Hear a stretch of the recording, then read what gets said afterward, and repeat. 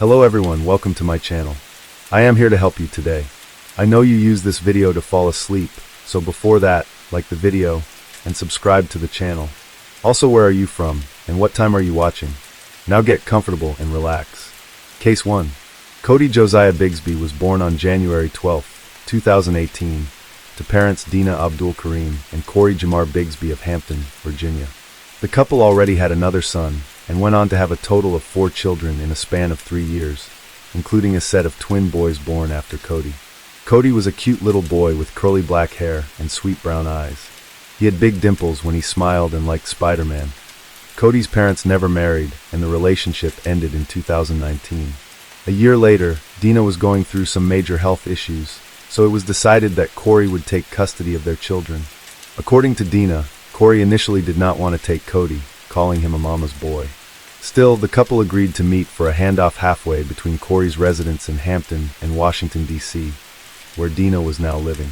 On November 1st, 2020, Dina gave the children to Corey, and that was the last time she saw any of her children for the next couple of years. She said that Corey refused to tell her his home address in Hampton so that she could visit her kids. On Monday, January 31st, 2022, Corey called the police at 9 a.m. to report that 4-year-old Cody was missing. 2 Hampton officers responded to Corey's address at the Buckrow Point Townhomes on Ramlet Drive. They spoke with Corey around 9:15, and he told them that he had awoken that morning to find Cody gone. The last time he had seen his son was around 2 a.m. when he had put the little boy to bed. He said he searched the home first, and then called 911 afterwards. Police immediately issued a press release asking the public to help in locating the little boy. He was described as being about 3 feet tall, and was believed to be wearing a black bomber jacket, black sweatpants, and Spider-Man flip-flops. The FBI soon became involved in the investigation, and 50 volunteers were enlisted to help the search for little Cody. One volunteer said that she signed up because when she heard about the missing child, it reminded her of Noah Tomlin, another little boy who had gone missing in Hampton 3 years prior. Sadly, Noah was not found alive, though volunteers hoped for a better outcome for Cody. We recently covered the story of Noah Tomlin, which you can find linked in the description box below. On Tuesday, February 1st, it was reported that Cody's parents were considered persons of interest. Hampton Police Chief Mark Talbot said that evidence hadn't matched statements that they had received from Cody's father Corey about when Cody had been last seen, although he declined to say what specific evidence they had found. He said that investigators were containing their search the area around where the boy had gone missing, and that they believed he was still somewhere within the metropolitan Hampton area. Chief Talbot also confirmed that teams were searching the water in the area, but he did not say where. As the search continued into the second cold night, the Hampton police confirmed that they were searching the Hampton NASA steam plant as an element of comprehensive search Tuesday afternoon and evening. The steam plant was a facility near Wythe Creek that incinerates waste to produce energy, and it's the same facility where 2-year-old Noah Tomlin's body was eventually found in 2019. Now, when we covered that story, we noted then that the Hampton police knew to automatically begin searching landfills nearby when children go missing. Apparently, that grim assumption was still in place when Cody was reported missing. The police also used social media to try to gain clues. Hampton police tweeted a series of questions, including, "Do you know Cody, his father Corey, or his siblings? And have you seen Cody, his father Corey, or his siblings since Christmas? And do you live in Buckrow Point Apartments and have a Ring doorbell or other surveillance cameras?" Anyone who responded yes to these questions was asked to contact the FBI. During a press conference, Chief Talbot said that although Cody's father and mother were both considered persons of interest, there was still no information that made police believe Cody Bsby was abducted. If there was evidence that the little boy had been taken by someone, that would trigger an Amber Alert. However, he also didn't think that Cody had simply just wandered off on his own. When asked if he thought that Cody was still alive, Chief Talbot said, "We will work as if he's out there waiting for us to find him." The police confirmed that Cody's father was being cooperative and still talking to investigators. A news station spoke to his sister, Tandalea Butler. When asked about Corey's statements not adding up, she said, "I know my brother loved his children. When it came to him chastising his children, he was a cream puff. The most he would do is raise his voice. He didn't put his hands on his children." She was adamant that there was no way that her brother would harm his children. She said, "Not a chance. I don't believe it for a second. They're going to have to prove it, because I know my brother. I know my brother, and I know it's not true. It is not true. On Wednesday, police held another press conference during which they confirmed that Cody's father had been at the police department willingly since Monday, and that he was a person of interest. At the time, the police declined to comment on whether there was a history of neglecting Cody's family. Cody's other siblings have been removed from the home and were safe. Meanwhile, Wavy TV 10 News had uncovered police reports from 2018 when Cody's mother had made an assault allegation against Cody's father. In the report, Dina told police that during a fight, Corey had threatened to kill her. When she defended herself by grabbing a knife, Corey bit and choked her. The charge was ultimately null prost, meaning it would not proceed in court unless further evidence comes to light. An official source told the news that the reason for doing so is because the victim, Cody's mom, refused to cooperate or appear in court multiple times. On February 3rd, it was announced that Cody's father, Corey, had been officially taken into custody on 7 counts of child neglect. The charges were related to incidents going as far back as December, but whether or not these charges were related to Cody's disappearance was not confirmed. According to the arrest report, Corey confessed to leaving the children alone for over 3 hours on December 13, 2021, so he could go by a vehicle in Norfolk. The 3 youngest children were left home alone during this transaction. The children were left without a means or ability to communicate with emergency services. There was no indication that a babysitter was watching the children, all of whom were under the age of 6. Corey also told the detective that the children were too much of a burden to take out with him when he leaves his home. A similar incident happened on January 25th when he left the children alone for 2 hours while he visited several locations, as this was just a few days before Cody was reported missing. Corey's attorney, Jeff Ambrose, made sure to stress that these charges were not connected to the disappearance of 4-year-old Cody. Attorney Ambrose also said that Corey has not been at the police department for the past 4 days voluntarily, and that he had been denied an attorney when he first asked for one on Monday. Chief Talbot was asked about this at a press conference and responded that Corey was a capable man who had every opportunity to ask for an attorney. He did not make such a request. If he did make that request, we would have honored it. He went on to say, Mr. Bsby is a 43-year-old man who's had a full career in the Army. He seems to be quite intelligent, he seems to be quite capable, and part of that capability seems to be understanding his rights. At no time did he request to see an attorney. Had he made such a request, we would have honored that request.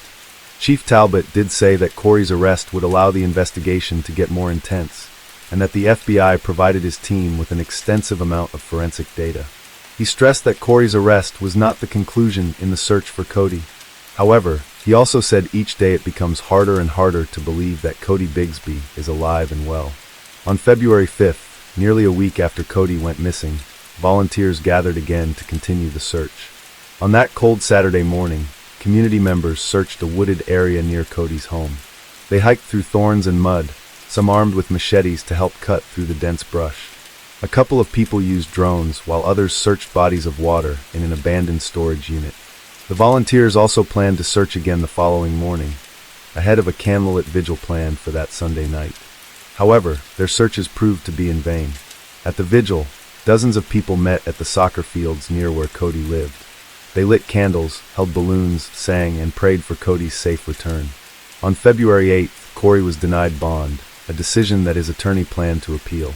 Meanwhile, a huge sign was placed near the apartment complex where Cody lived, placed there by a neighbor. In large, colorful letters, it read, "Cody, come home." The neighbor who placed the sign said it's hard to explain to her own children what happened to Cody. So she hoped that the sign would bring a positive light to all the children who live here. On February 12th, a boy's blue jacket was found in a field behind the apartment where Cody lived. Police, along with a forensics unit, responded to the location and retrieved the jacket. Tire tracks were also found in the field next to where the jacket was found. Although the outcome for Cody did not seem hopeful, the community continued to show support and love for the missing little boy. A sparkly box decorated for Valentine's Day was placed along a fence at a nearby soccer field, and well-wishers were encouraged to leave a Valentine's card for Cody. By Valentine's Day, the fence was lined with balloons, flowers, and other remembrances for Cody. A Facebook group dedicated to Cody gained tens of thousands of members, including people from all over the world who were eager to find out any news about Cody's disappearance. Cody's mother, Dina, released a statement to the news which read, "At this present time, I do not wish to take part in any telephone, television, or social media interviews. My reluctance is based on the upcoming trial, and the questions asked are questions that will be addressed in court. In addition, I've been advised by legal counsel not to address the public. However, I would like to speak to the support of the community. I sincerely appreciate all the volunteers, rescue workers, police, FBI, news reporters, the community at large, family, friends, and everyone who's showing love and support for Cody. It truly warms my heart. I am praying for the safe return of my baby boy Cody. I hope the public and the community understand and respect my position during this tragic time." A non-profit search and rescue volunteer team called Water Team Incorporated searched the area where Corey used to live in Norfolk, Virginia. The volunteer team had received calls from neighbors living there pointing them to the area. Members scoured the area, but again, there were no new clues found to indicate what happened to little Cody. Later in February, Hampton Police Chief Talbot held a press conference where he admitted that detectives who initially interviewed Corey had mishandled the investigation. This admission came just days after Chief Talbot had insisted that Corey had not asked for an attorney. As it turns out, Corey had come to the police station after initially reporting his son missing, and at 10 p.m. that night, investigators gave him a lie detector test that went on for hours. Around 4 a.m., Corey and a police detective got into a shouting match over one of the results, and during that exchange, Corey indicated twice that he wanted legal counsel. However, the interview continued and Corey ultimately stayed at the police station for another 2.5 days without an attorney. Once Chief Talbot was made aware of the issues with the interview, he immediately launched a full audit of nearly 100 hours of recorded interactions between police and Corey. That audit showed that investigators had read Corey the Miranda warning at least twice, first when he was initially questioned and again before a federal agency administered the polygraph test. He waived those rights until he requested an attorney for the first time around 4:13 a.m. on February 1st. Talbot said that his assessment was that Corey's desire for legal counsel should have been honored, and they weren't. However, the police declined to say specifically how Corey made his request or which exact words were used. Eventually, the lead detective was placed on administrative leave, but police have said that there were no issues with statements that Corey made before he asked for a lawyer. Chief Talbot did not think the current charges against Corey would be affected by this error. In July, it was announced that Corey had been indicted on 30 counts by a grand jury. These charges included 15 charges of child neglect for leaving his children home alone. There were also 4 more charges of alleged CA, and 2 additional child neglect charges in connection to those CA charges. 2 misdemeanor charges were also added for failure to secure medical attention for an injured child. Court documents from Hampton Circuit Court showed that Corey had left 1 or more of his young children home alone on 7 different occasions. They also stated that the children were left alone long enough for it to be considered a reckless disregard for human life. Documents also showed that he neglected to care for at least one of his 4 children on December 13th through the 15th, again on December 28th, on January 11th and 25th, and once more on February 1st, the day after Cody was reported missing. The court also alleged that Corey committed an act against a child that was so gross, wanton, and culpable as to sow a reckless disregard for human life. Charges from February 1st also included 2 misdemeanor charges for failure to secure medical attention for an injured or battered child. Corey had been denied bond for the 5th time, and his case was going to go to trial. With the new charges, he could face up to 162 years in prison. However, as before, none of these charges were directly related to the disappearance of his son Cody. In July, Cody's extended family spoke publicly for the first time, both to offer a $25,000 reward for information about Cody's whereabouts and to defend Cody's father Corey.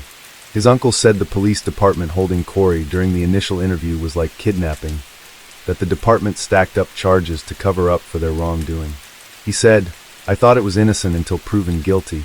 But if you look at Corey's case, Corey is guilty, according to Hampton, Virginia, until he proves himself innocent. I thought the law worked the other way." Corey's aunt said that her nephew had never been in any trouble, saying he's a provider, he's a good dad, he's not this villain that you think. She went on to echo the sentiments of other family members, that they have no idea where Cody is, but that he isn't dead. She said, "As I prayed and asked the Lord, he told me Cody was alive." Corey's sister said that she waited outside the police department while Corey was being interviewed, and that she was told he was free to leave anytime he wanted to. She disagreed with that last statement, saying there's no way he's free to leave and doesn't want to leave. Even if he wants to help you find his son, he would want to do it from home, around people that love him. She also claimed that the department denied Corey's right to counsel, held him for 4 days without food or water, and attempted to get a false confession. She said, when you go to report your child missing, it's unfortunate that you have to be concerned that you're going to be prosecuted, especially as a black male in this country. She also said that Corey's other children were currently in the foster care system, and that the family has been unable to make contact with them. She said the family members are being vetted, and that the process could take months. She said, I just believe that the Hampton Police Department is trying to cover up for them not doing their part. Corey's child neglect trial was supposed to be held in November, but it was delayed, and his attorneys asked for a mental health evaluation. In January of 2023, a year after Cody went missing, there were still no answers. The chain-link fence with his makeshift memorial still held cardboard signs and stuffed animals, evidence that the community had not forgotten this little boy. Hampton Police Chief Mark Talbot says he's dealt with hundreds of missing people throughout his career, and that this one sticks with him. Speaking about little Cody, Chief Talbot said, we became intimately familiar with how he lived his life. We become intimately familiar with the trauma he experienced while he was living, the kind of deprivation he experienced in his short life. We learn those things through the course of the investigation process. It's deeply traumatic. Although the community remained hopeful, Chief Talbot was more realistic, explaining, through the investigative process, we've encountered a number of things that make us think at this point, very unlikely that Cody Bixby is alive.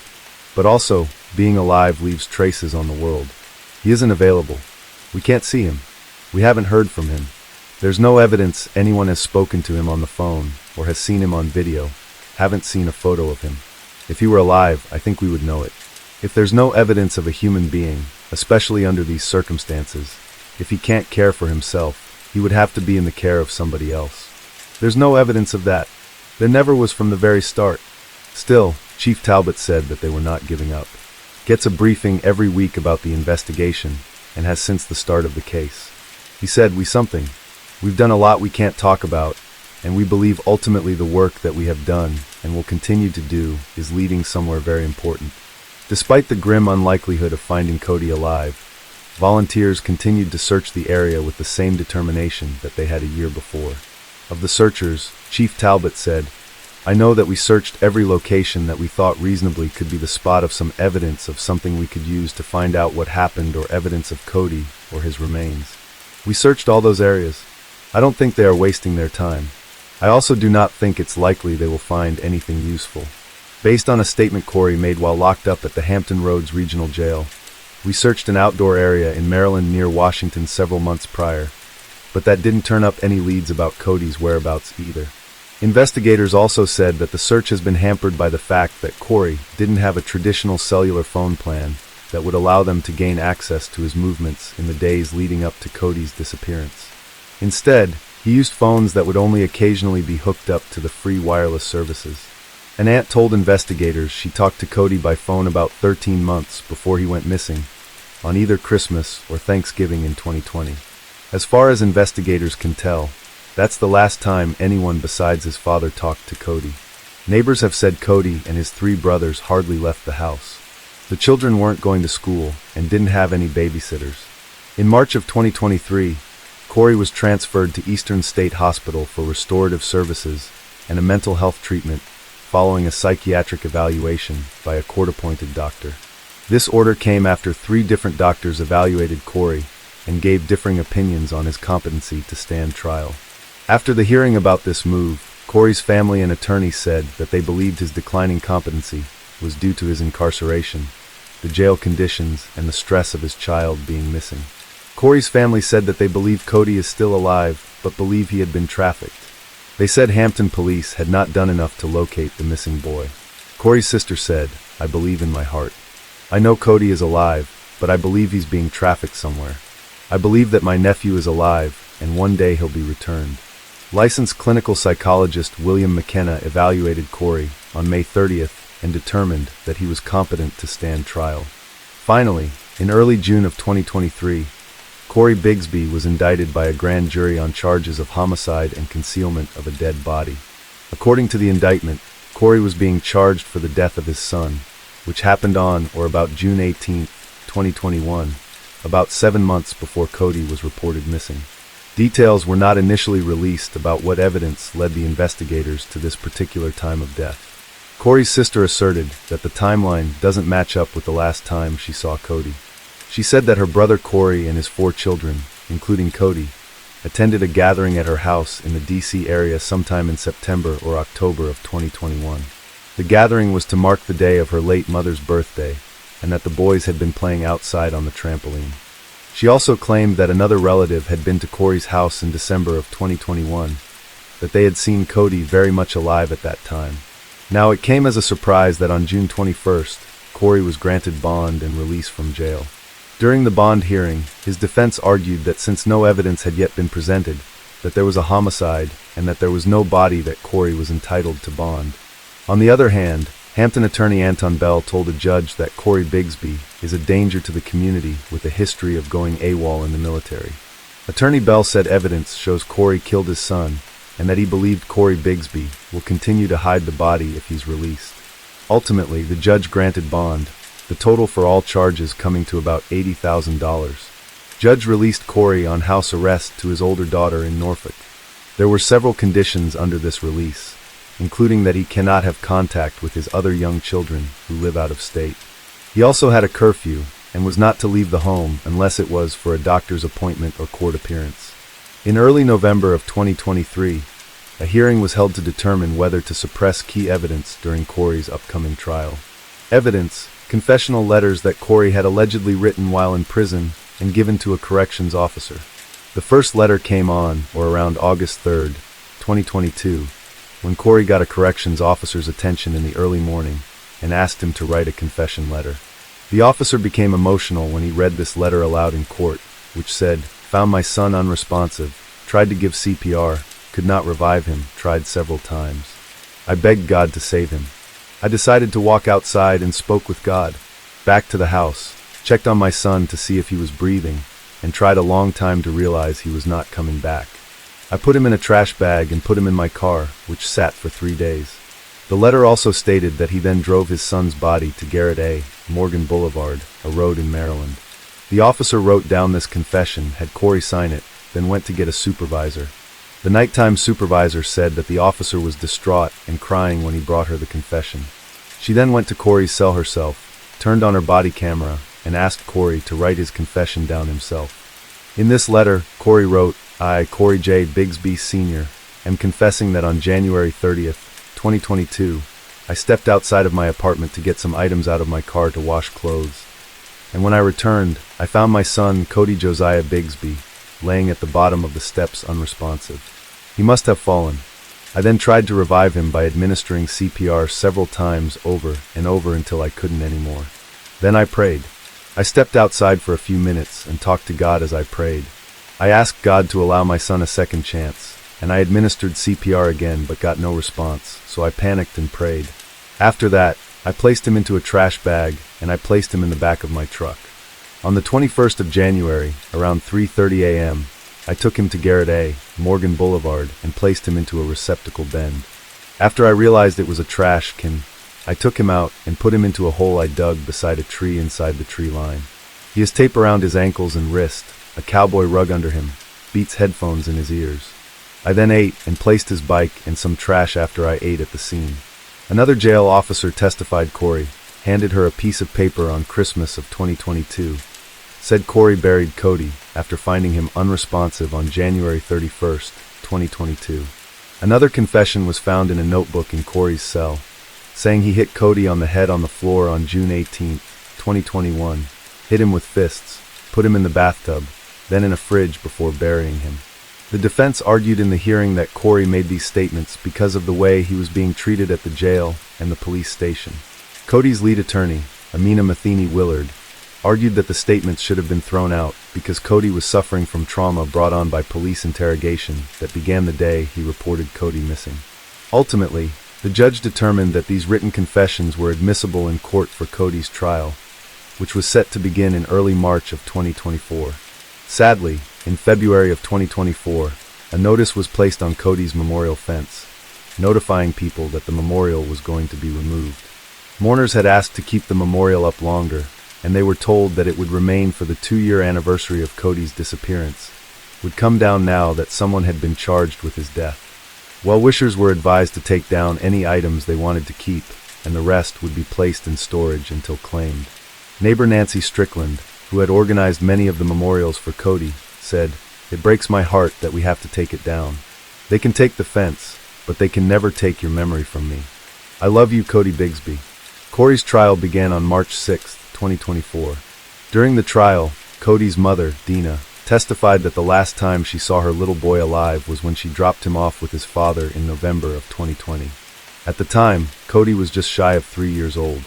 Dina said she was hospitalized for part of 2020, so she and Cody's father, Cory, met at a 7-Eleven halfway between Hampton and Washington, D.C. for Dina to turn Cody and his brothers over to Cory. But after that, Cory would hardly ever let her speak with her sons. They had made a co-parenting agreement in which she thought the children would spend time at both homes, but that never happened. She said that Cory never gave her his address, and that her phone calls, emails, and texts, which she typically sent several times a month, usually went unreturned. She said, "For the most part, I was ghosted." Dina testified that in early 2021, just a few months before Cody was allegedly killed, Cory sent her an email saying that 3-year-old Cody was inappropriately touching his twin younger brothers, who at that point were 1.5 years old. The email from Cory said, "He's still doing the same stuff, and that Cody needs to come back to you because I don't want to severely hurt him," adding that he needs to see a psychiatrist. Cody never did go back to live with his mother, but Cory sent her a picture of the boy a couple months later on June 14, 2021, the twins' birthday. Dina told the jurors that she was pretty much only able to speak with them on their birthdays. A prosecutor showed Dina the picture of Cody taken about a week before he would have been killed. Dina grew emotional, and it didn't look like the boy she knew. She said he was a laughing, joking, loving child, no issues at all, only love. But in the picture, Dina said he looked sad and frightened. Dina also testified that on January 15, 2022, the day after Cody's 4th birthday, she sent Cory an email that asked, "Where are my kids, Cory? Are they alive?" 2 weeks later, when police called her to tell her that Cody was missing, she said she immediately got on the road and drove to Hampton. During a conversation with detectives and FBI agents investigating the case, she told them that Cory had previously threatened to do violent harm to him. When asked why she didn't do more to see her children during the 14 months after she turned the boys over, she said that she didn't want to drag them through her custody battle. She said that she tried continuously to talk to the boys and insisted several times that she was a good mother who loved her children. On the 4th day of the trial, Cody's brother, now 7 years old, testified remotely through video. He wore a powder blue bow tie and matching suspenders. The boy testified that he found his brother unresponsive on a bed, with his eyes open, saying his face was red, it was dry, and it was bruised. He said that he attempted to shake Cody awake before going downstairs and asking his father what was wrong with Cody. Cory allegedly told him nothing was wrong. During the testimony, Cody's brother began to cry, saying, "I was thinking he was dead." He also testified that he believed he was 4 years old the last time he saw Cody alive, which would have been before December 24, 2021. That would place Cody's death months before he was reported missing on January 31, 2022. In the 7-year-old's conversation with a social services worker, he said he remembered seeing Cody wearing a Superman costume at Halloween, but was not absolutely certain which year he was referring to. The child was also shown pictures of himself and his father, Cory, at Busch Gardens. He said twice that those pictures were taken after the last time he saw his little brother, Cody. A police detective said forensic data from Cory's phone shows those pictures were taken in July of 2021, a month after Cory allegedly killed Cody. The most damning evidence during the trial was, of course, the letters that Cory had written in jail. The correctional officers testified again about how Cory had first asked one of them to write down his confession. Then later, he wrote a longer statement for the supervisor. Those first notes, which gave a location where Cory had allegedly left Cody's body, had prompted a team of police investigators and FBI agents to search a location in Maryland. Despite having cadaver dogs, the search turned up nothing. Later on Christmas Day, Another officer was passing Corey's cell when he passed her another handwritten note.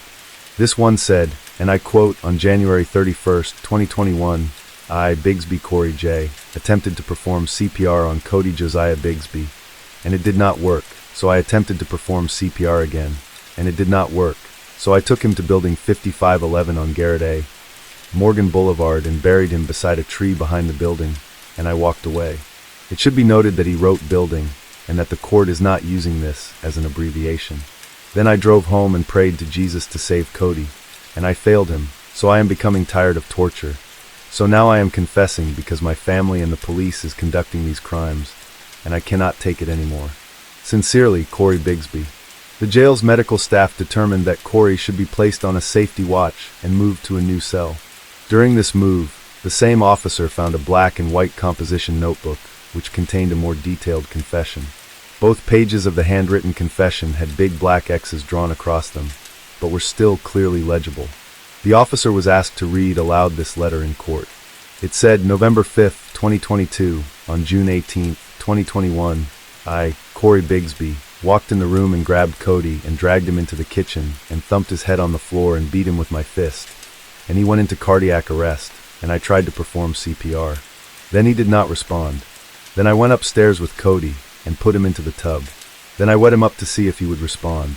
He did not, so I held him and prayed to God that he'd bring my baby back.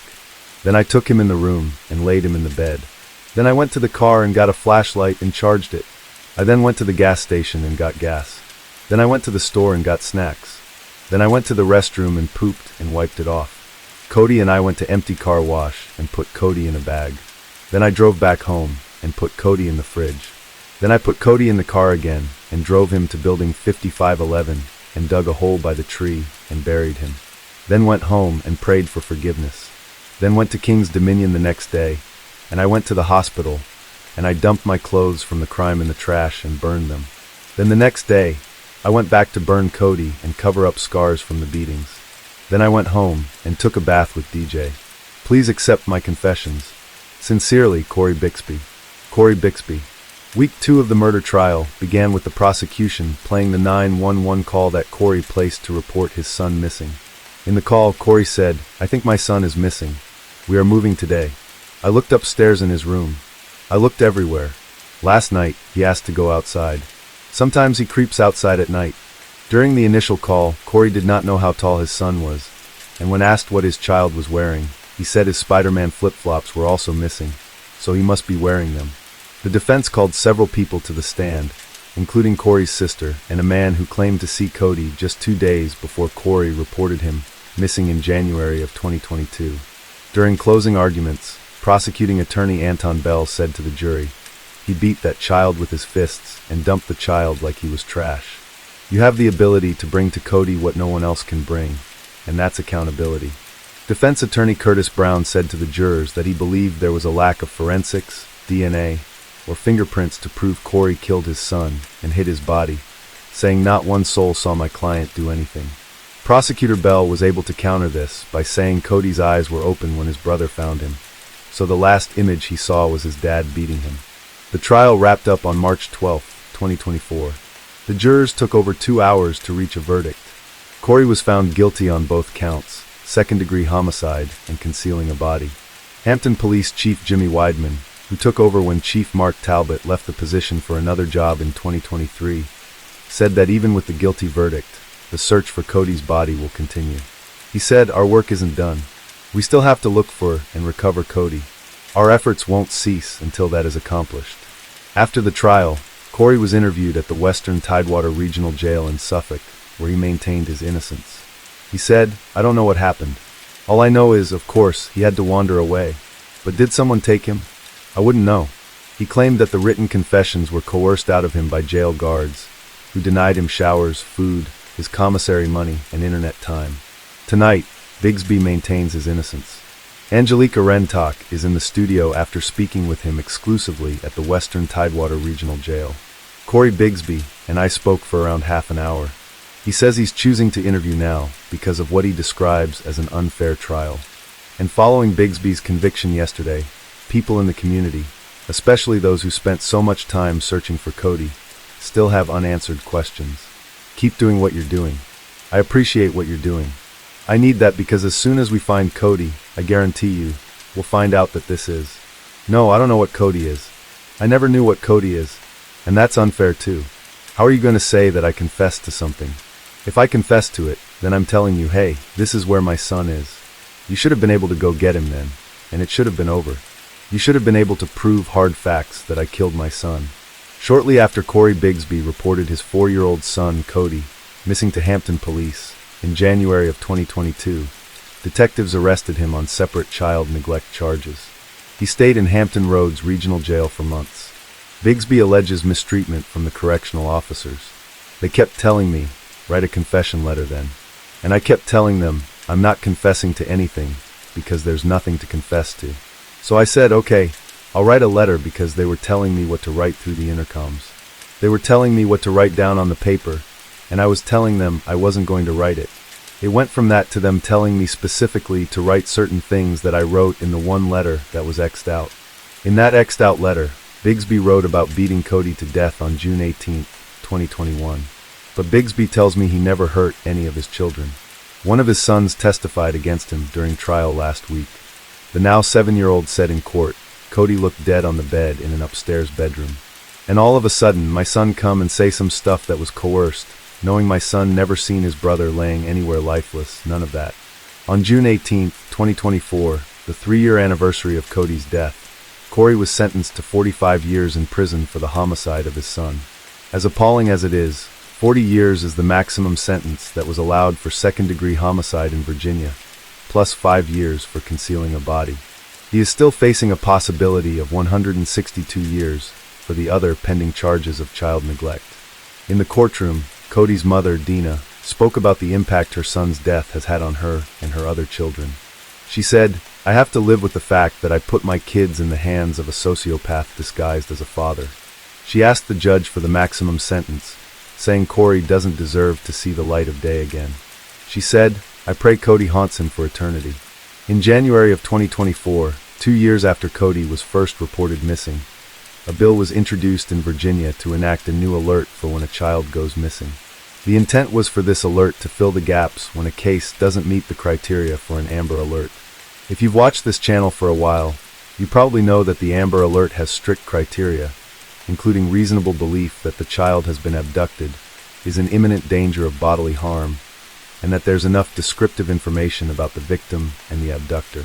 Cody's case didn't meet these criteria, as there was no evidence that Cody had been abducted. A new proposed alert called the Cody Alert would broaden the parameters to include pretty much any case where a child is missing, abducted, or not. The new alert, law enforcement could trigger the alert right away, popping up on phones within a 10-mile radius. They could also resend the alert every 10 minutes and widen the radius as needed. The new bill was officially signed into law by the governor in May of 2024. Officials were given a deadline of summer 2025 to set up the new Cody Alert. However, Virginia State Police were able to begin implementing the new alert months ahead of schedule in September of 2024. As of October 16th, 3 Virginia children had received Cody alerts, and all 3 were found safe. According to the Norfolk Police Department, the Cody Alert helped bring a 12-year-old girl home safe earlier this October.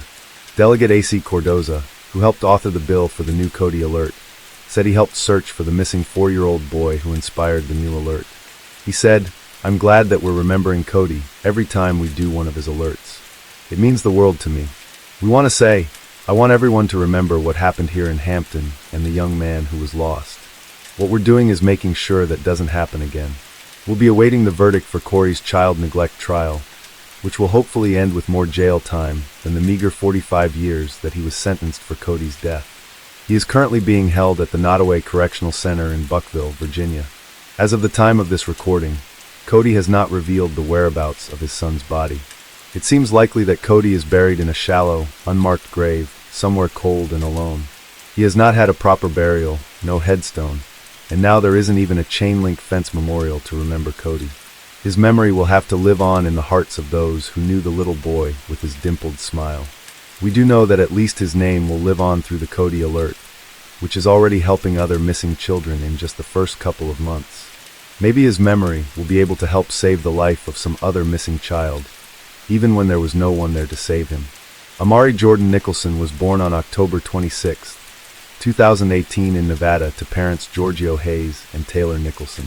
People who knew him recalled him as a calm, fun, and sweet toddler. He was an adorable little boy with curly brown hair and big brown eyes. Pictures of Amari showed him as a happy child, often smiling and cheerful. Amari's favorite TV character was Mickey Mouse. According to Taylor, her son loved pizza, oranges, and watching Cocomelon on YouTube.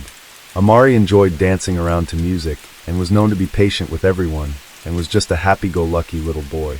Jacques Knowles, who was an ex-boyfriend of Taylor's, recalled, "He was just a calm, sweet baby. He was never difficult, never. If you heard him cry, it's because he needed something." Taylor and Jacques had split up the previous summer, but they remained on relatively good terms. However, Amari's biological parents had a strained relationship, and they had broken up before Amari was born. Taylor had claimed that Giorgio was physically violent to her while pregnant. Because of their disdain for each other, they did not have much contact. Though Taylor had sole custody of their son, Giorgio had made attempts to have visitation with Amari during the holiday season of 2021. Now, Giorgio and Taylor had been working on re-establishing a connection for Amari's sake, but progress between them was slow. At the time of our story, Taylor was living with new boyfriend Terrell Rhodes in the Emerald Suites located east of the Las Vegas Strip. Taylor's mother, Carrie Howard, did not have a high opinion of Terrell. She thought Terrell was on drugs and warned Taylor not to date him. Carrie had known Terrell and his family for 12 years and felt he wouldn't be a good partner to her daughter or a good stepfather to Amari. However, Taylor chose not to take her mother's advice, even though Terrell had a criminal record. He had been released from prison following convictions for burglary and robbery the year prior to the start of their relationship. Carrie had also suspected that Terrell had been violent with Taylor and Amari, and she tried to get social services involved as a result. On June 10, 2020, a call was placed to the Clark County Department of Family Services reporting bruises and suspicion of neglect of Amari. DFS conducted an investigation, but the case was officially closed just a few days later on July 14th of 2020. Carrie was dumbfounded that the couple hadn't been drug tested, as she believed it to be a contributing factor in the instability and violence that was taking place in the home. In May of 2021, Taylor was traveling to Colorado to visit her mother, as Carrie had suffered a serious dog bite injury and was recovering from surgery. Taylor left Amari in Terrell's care while she was away caring for her mother. According to Carrie, Amari was supposed to be with Taylor when she came to care for her. In fact, she had bought both of them a one-way ticket to Colorado, as they were supposed to stay at least until the end of May. Instead, Amari disappeared on May 5, 2021, while under Terrell's supervision. Upon learning that Amari had gone missing, Taylor called the police and rushed back home from Colorado, believing that her son had been kidnapped from their home. Over the course of the investigation into Amari's disappearance, interviews with Taylor and Terrell seemed to contradict their original version of events. Terrell told reporters, "We had just woke up. I had just fed him breakfast, and I was in the room on my phone laying down. He's in there playing with his toys, and all of a sudden there's a knock on the door. And it was a woman saying that she was Taylor's baby daddy's sister. And she says she's there to pick up my stepson. I never seen any sides of Taylor's baby daddy's family.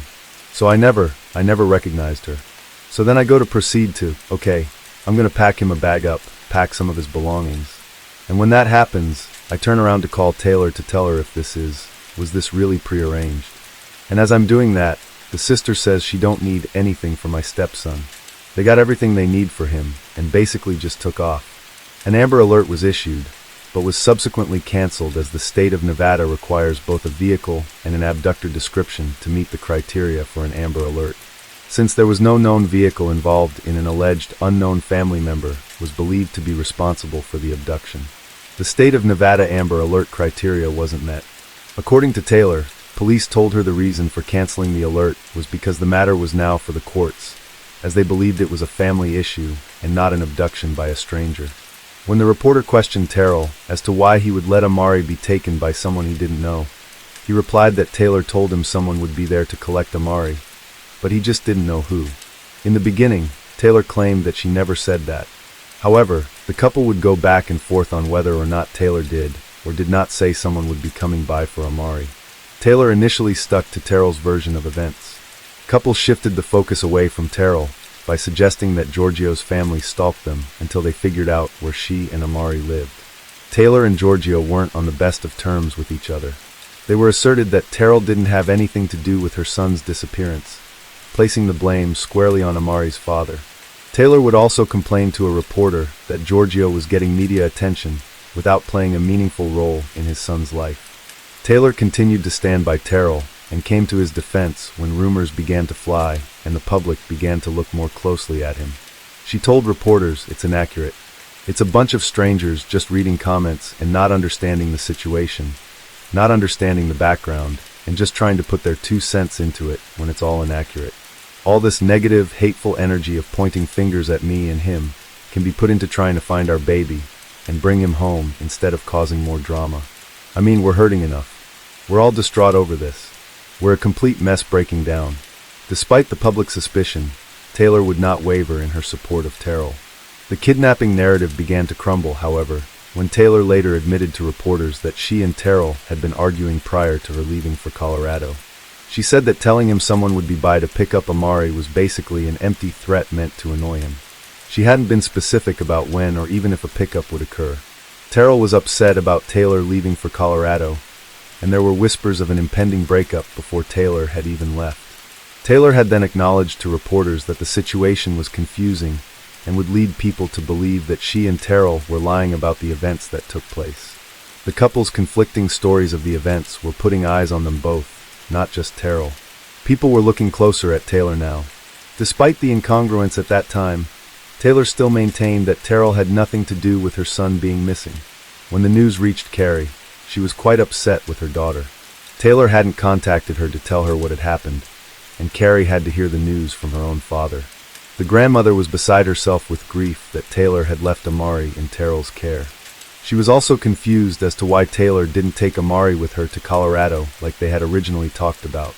During an interview, Taylor declined to say why she had opted not to take Amari to Colorado with her. According to Carrie, all Taylor had to do was ask, and they would have helped her if she needed them. A rift had regrettably began to form between the two, and it didn't appear that mother and daughter had much contact during the investigation.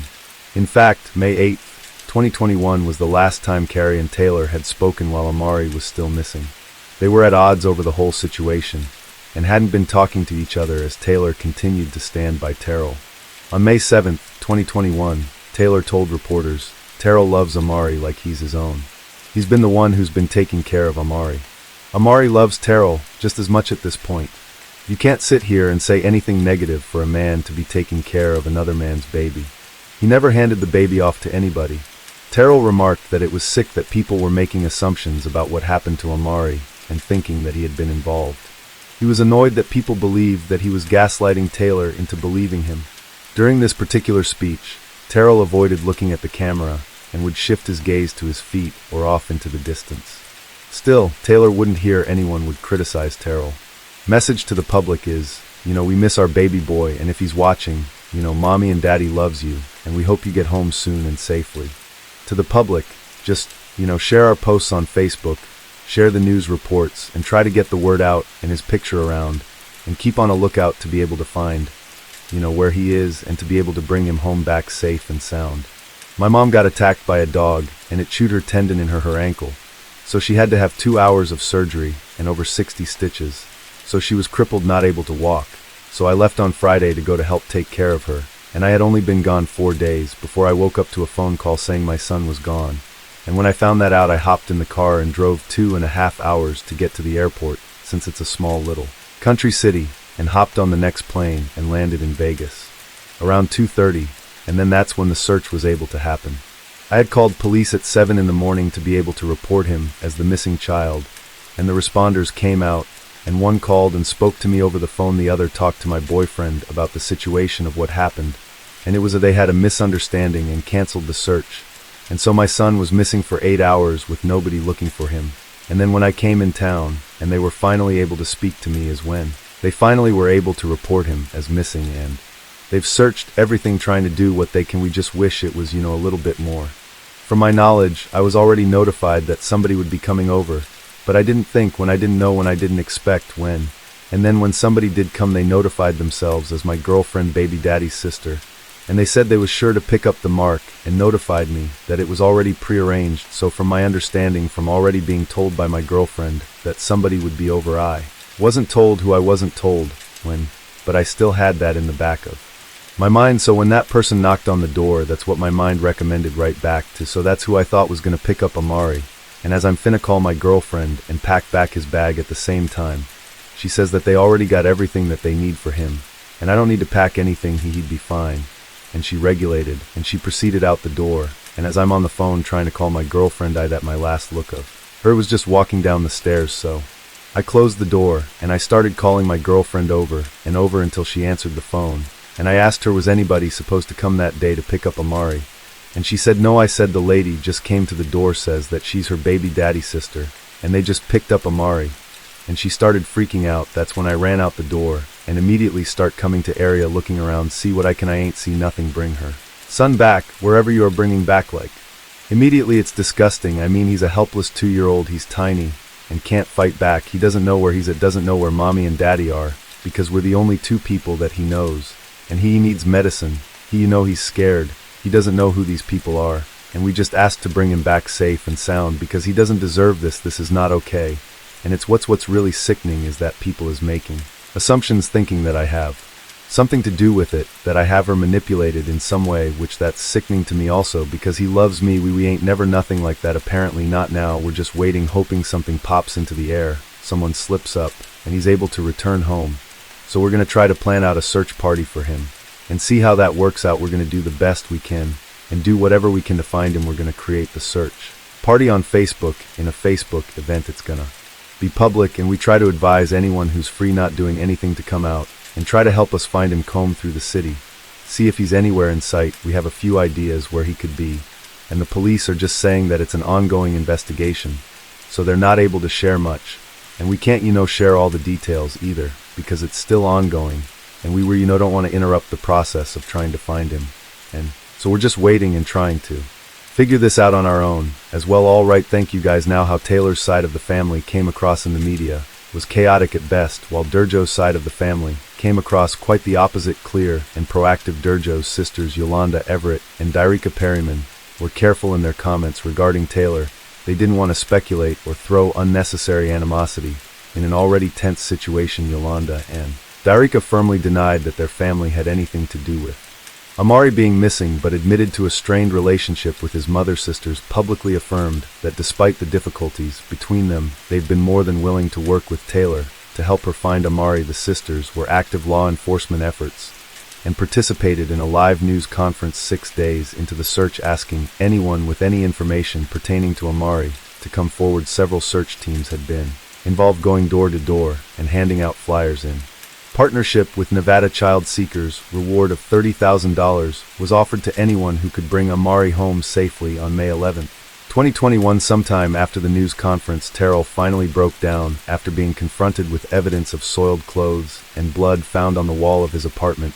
He finally took responsibility for Amari's disappearance. Terrell admitted that he had struck Amari several times with a closed fist after the boy had wet himself. Amari stopped breathing and he tried to perform CPR, but he couldn't revive the boy before finally telling the truth to authorities. Terrell held up the facade that Amari had been kidnapped on May 8, 2021. 3 days into the search, he told reporters, "I just want him back where he needs to be, back with us. This is not a finger-pointing game. Our son is really missing." Less than a week later, the truth would come out and prove him to be a coward and a liar. After coming clean, Terrell suddenly lost his composure. He began crying, babbling incoherently, and began to mentally break down. He attempted to grab a police officer's gun. Terrell lunged over the table at the seated officer, while a standing officer was attempting to console him. He struggled with the officer's holster, but the seated officer immediately had Terrell's hand gripped tight to restrain his access. 2 more officers from outside the room came in to assist the other officers and restrain Terrell. Well, right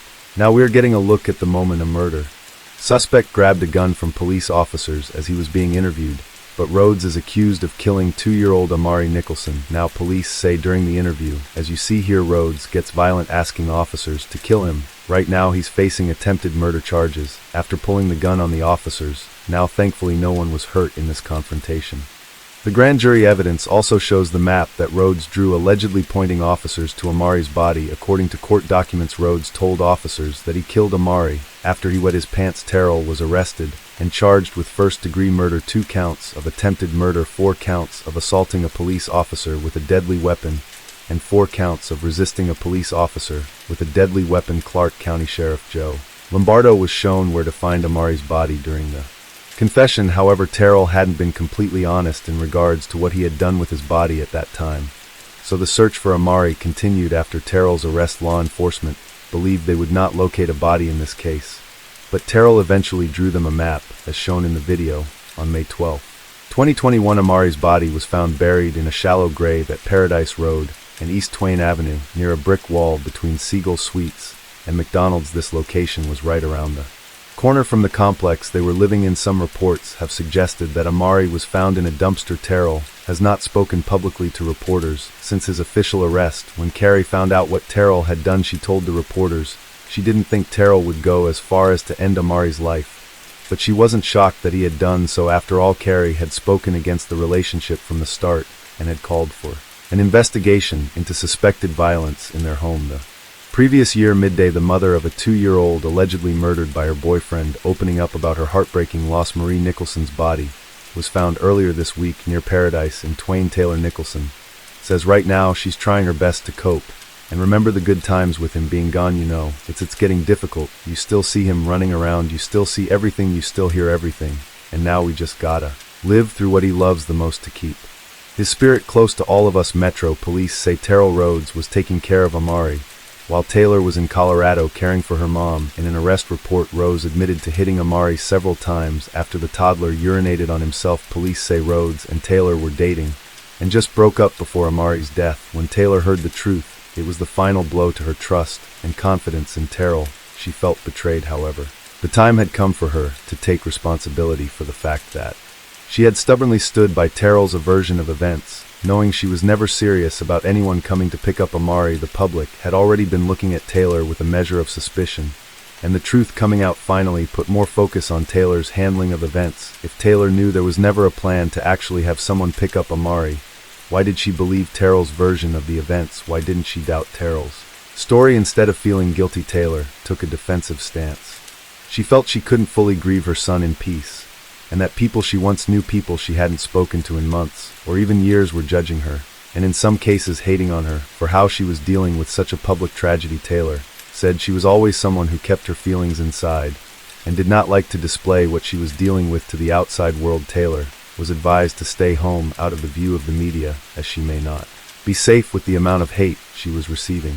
Terrell was held in Clark County Detention Center following his arrest. His trial would be delayed and pushed back several times, although the reasons for these setbacks have not been made clear. Terrell waited around in prison, riding the delays for 3 years before accepting the plea deal 3 months before his trial. Terrell was officially sentenced on July 30th, 2024. His attorney Robert Langford negotiated a deal of 20 years to life for the murder charge and a sentence of an additional 1 to 6 years for each of the assault charges. A sentence of 20 years to life would mean Terrell wouldn't be eligible for parole until 2041, excluding time for the additional years added for the charges he accumulated for resisting his arrest. According to attorney Langford, his client is mentally tortured every day by what he did. Amari's father believed that Terrell should have had to face the death penalty for what he had done to his son Amari. He said, "Yeah, he should look death in the face like Amari did. It's only fair that you look death in the face like the child did." Prosecutors said on June of 2021 that they would not pursue the death penalty against Terrell. Terrell wouldn't be the only one finding themselves in hot water with law enforcement. That year, Taylor was arrested in June of 2021 on charges of solicitation and carrying a concealed weapon. She had met a man at the MGM Grand Hotel and Casino who happened to be an undercover officer. This man chatted her up and bought her a drink at the bar. They had discussed a transaction for activities, and once terms were agreed upon, walked together to a room within the hotel. There, Taylor was met by officers who placed her under arrest. Her purse contained brass knuckles and condoms. Taylor was held at the Clark County Detention Center on a $5,000 bail. She waived her right to a trial and pled no contest to solicitation and carrying a concealed weapon. The judge must have taken pity on Taylor, as she was given Time served for the incident. Amari's tragic story had a significant impact on the community around where they lived. Citizens of Las Vegas were upset with DFS's response to the CA and neglect complaint. They were bothered by the short length of investigation given to the complaint and the canceling of the Amber Alert when he first went missing. Too often reports are made to CPS agencies that yield no findings, only for a serious incident to occur a short time after Carrie for one believed that had they looked further into the complaint that occurred in July of 2020 that Amari would still be alive. The community felt changes needed to be made on how the department handled child endangerment complaints and the criteria for Amber Alerts across the state of Nevada.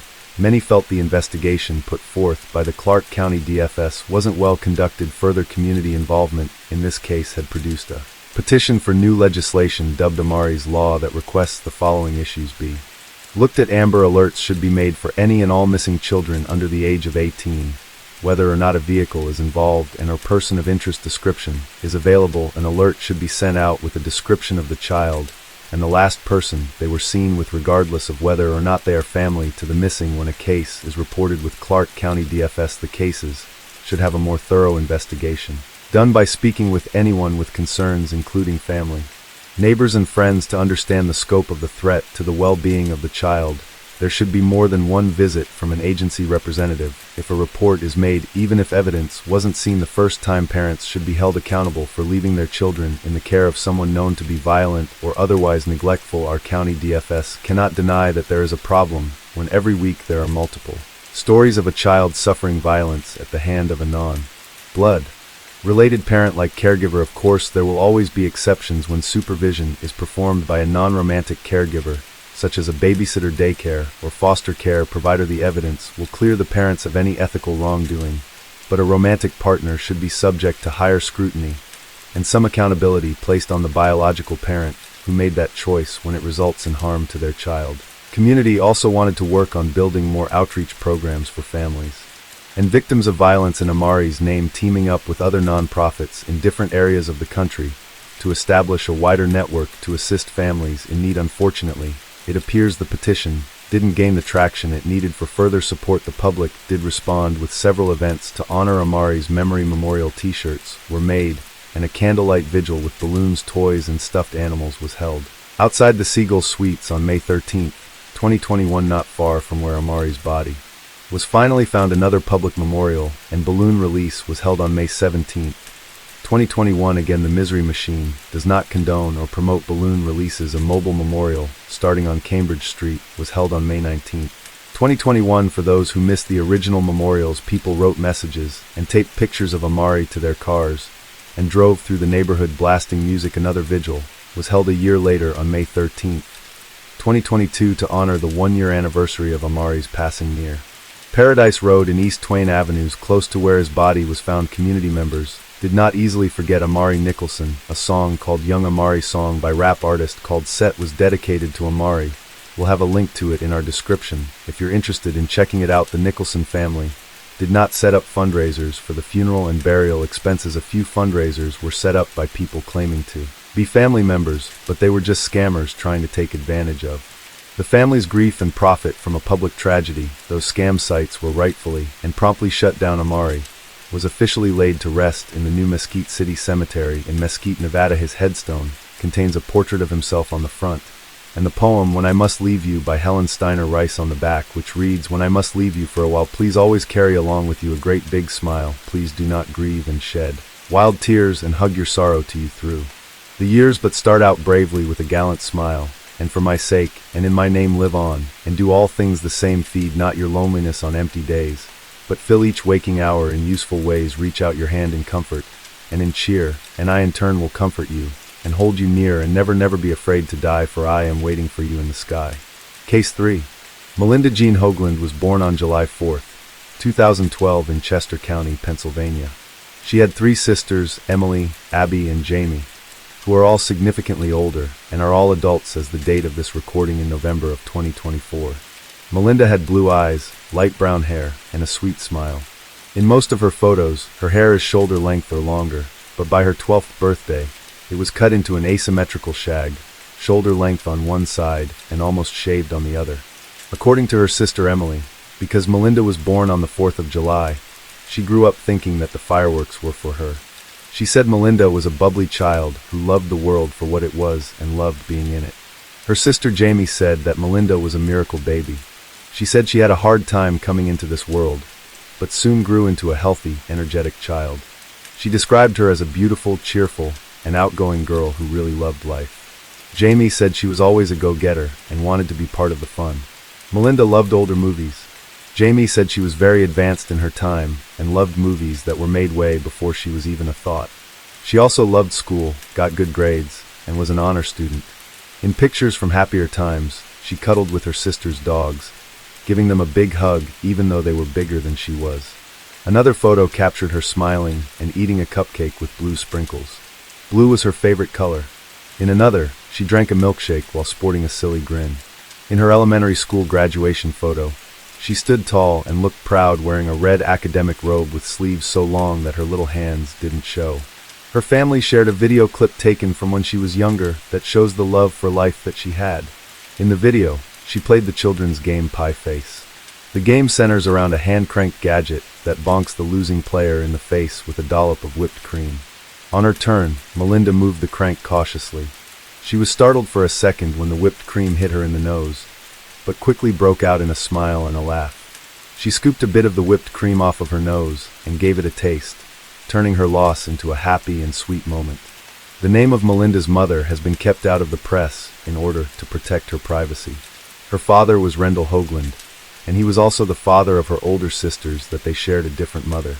The older girls were raised by Rendell and their mother up until Jamie, the second youngest, was about 5 years old. Then the couple divorced. They said their father could be strict at times, and he believed in spanking and corporal punishment, but they claimed he wasn't violent when he was raising them. They said he did have a history of misusing prescription medicine in the past, but it seemed those struggles were behind him. About 8 years after the divorce, Melinda was born. Though the older girls primarily lived with their mother, Rendell had visitation, and they regularly spent time with their father. By all accounts, Melinda's early life was a happy one. As the youngest daughter, she was considered Rendell's favorite. Jamie said she had charmed her father, and the dad she knew would have done anything for Melinda. Eventually, Rendell and Melinda's mother split up, and at first she stayed with her mother, who had primary custody. However, a few things happened over the next few years that changed Melinda's life significantly. First, according to family members, Melinda's mother was diagnosed with multiple sclerosis, an autoimmune disease that causes the body to attack the protective covering of the nerves in the brain and spinal cord. While some cases of MS can be mild, Melinda's mother was not one of the lucky ones. Her medical condition got progressively worse to the point where she was profoundly disabled. She wasn't able to take care of herself, let alone take care of a child, and she had to be moved into an assisted living facility. Still though, Melinda had her father to take care of her, and other loving family members as well. From 2018 to the middle of 2020, Sister Jamie lived with Melinda and her father, and Melinda continued to excel in school, trying to make the best of difficult circumstances. Around that time, Rendell met Cindy Warren, and his new relationship would cause heartache and pain for all of his children. When Rendell met her, Cindy had custody of her own child, a little boy we will call G, who was born around 2016. At first glance, she seemed like a decent mom. The boy seemed healthy, happy, and cared for. But he wasn't her first child, and Cindy had several secrets that would make anyone question her suitability to take care or even be around children. Now, back in the 1990s, Cindy began a relationship with a man named McKinley Warren, and in 1996, she and McKinley had their first child together, who was a son. The next year, she had another son with McKinley, but that wouldn't be the only baby he fathered that year. After what he called a one-night stand with a different woman, she became pregnant with his child and gave birth to a daughter named Jessica Bach in 1997. Now, Jessica's mother struggled with an addiction to crack, so the toddler was sent to live with McKinley and Cindy in 1999. Within 2 months, she stopped speaking and trying to walk, lost weight, and cried all of the time. Monroe County Child Protective Services removed her from their home and placed her into foster care, but the agency returned her to the couple in September of 1999 after she was diagnosed with a failure to thrive. On December 1st, 2000, McKinley took Jessica to the ER with a head injury. He told him she'd accidentally fallen out of his car, smacking her head against the edge of the sidewalk. The next day, she died from her injuries. Later that month, Cindy and McKinley got married. Although her death was ruled a homicide, no arrests were made because, according to the Monroe County DA, we couldn't say definitively whether or not Warren or his wife Cindy killed the child. As usual in cases like this, CPS didn't release many details because of privacy issues, but newspaper reporters were able to track down where the children were living based on public records. It is unclear whether the couple briefly lost custody of the other two boys while police investigated Jessica's death. But if so, they soon got the boys back and Cindy had another child with McKinley. January of 2003, all three of their children were placed in foster care until April of that year, when they were placed in a kinship care with an undisclosed family member. In late 2005 or early 2006, Cindy had another son who was taken shortly after birth and was placed into foster care. She claimed McKinley was the father, but he didn't believe her until a paternity test proved the child was his. In February of 2006, the infant along with his siblings were returned to the couple's care. During her interactions with the agency, Cindy learned that their primary goal was reunifying families, and she learned to say what the social workers wanted to hear, so they would return her children to her. But the reality inside the Warren home was far different than what she said. In 2007, an anonymous call was made to CPS reporting the terrible CA Cindy's 3-year-old son was suffering. While the older kids were in school, the youngest was trapped at home and seemed to bear the brunt of his parents' anger. Sometimes the toddler was kicked out of the house and locked outside all day while his siblings were in school. Other times he was locked inside a bedroom for days and not allowed out. His older siblings were allowed to hit him.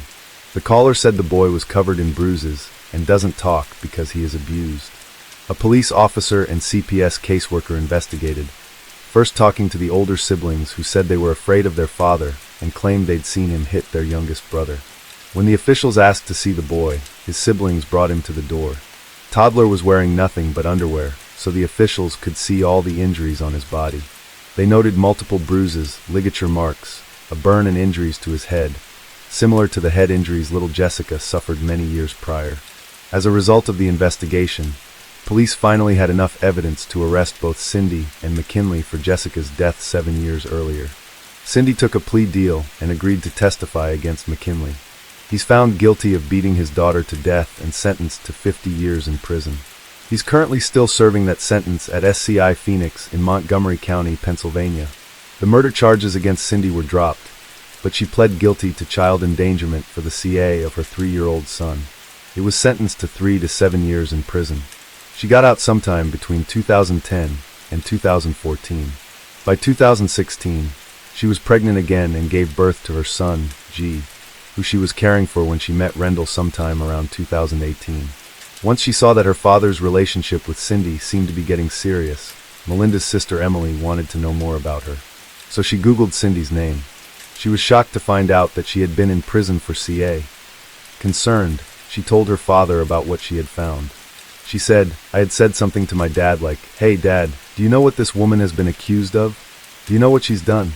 Emily was surprised when she realized he had known all along. She said he told her, "We don't talk about that." Now, even though she was a grown adult and had a friendly relationship with him, he didn't want to hear about her concerns. When she continued to express them, he told her, "You're my child, not my friend. You can't correct me." And Cindy backed him up. The two of them then cut Emily out of their life and out of Melinda's life too. Jamie tried another tactic to remain in Melinda's life. She realized that criticizing Cindy wouldn't be well received. So she kept her opinions to herself and tried to look for signs that Cindy was a changed person. Jamie noted that Cindy's son seemed happy and joyful, and her father would do anything for Melinda. She didn't like Cindy, but trusted her father to step in and protect Melinda if anything bad happens. By holding her tongue, Jamie was allowed to have some small contact with Melinda, sending her birthday and Christmas presents. She said that they talked about getting together in person, but the family always seemed to have plans whenever Jamie was free. Though she found it frustrating that their schedules never aligned, she didn't find it overly suspicious. Her father went camping a lot and was often away from home. Also, Cindy didn't like any of the adult daughters very much, and that seemed a reason enough for her to want to avoid them. Though she wasn't very active on social media, Cindy occasionally made public posts, mostly selfies.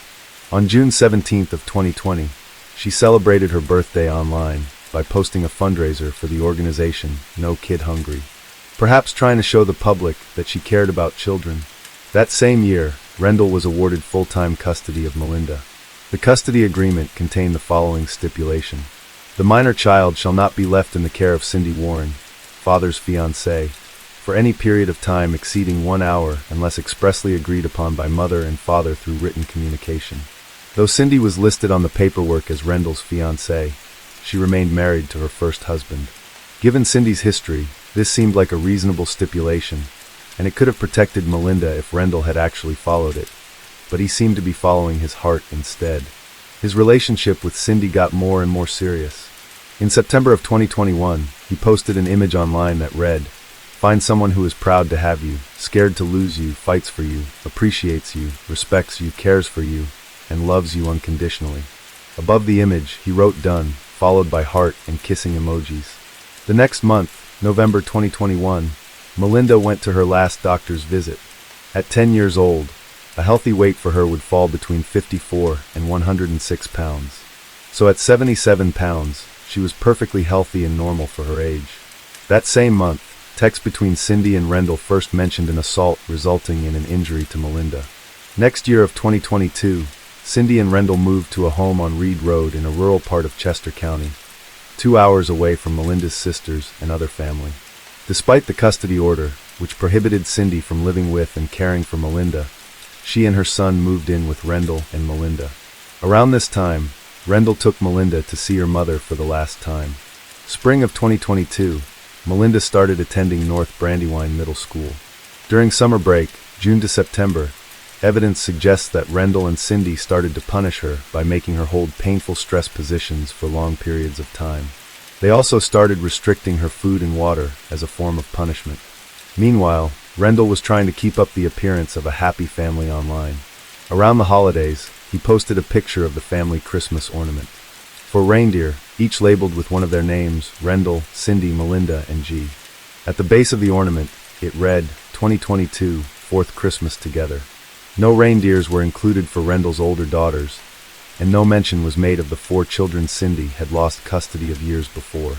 On December 24th, Rendell posted a picture of Melinda and G cutting out sugar cookies to bake for Santa. That same month, they also recorded a 30-minute video in which they forced Melinda to hold books over her head while they yelled at her and hit her.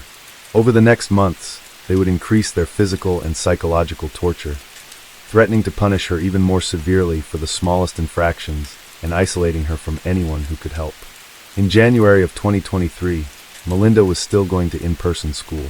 When she had bruises or other marks, the couple would cover them with makeup. However, in the months of February and March, she missed almost 1 month of school after getting a bad rug burn on her face that couldn't be concealed with makeup. School was her safe place, her chance to get away from her father and Cindy, a place where she was treated like a human being. And she must have been devastated to have to be taken away from it that long. They let her go back to school after her face healed, but she had to take another long absence after she was beaten and left with more bruises too big to cover up. In sharp contrast to the misery Melinda was enduring, a social media post Rendell made on May 6th featured a photo of a vase full of a dozen roses on their kitchen counter with the caption, "Just because flowers." Later that month, Melinda and the rest of the family accompanied Rendell to a chili cook-off competition a few hours away. When Jamie heard he was competing, she arranged to attend as well.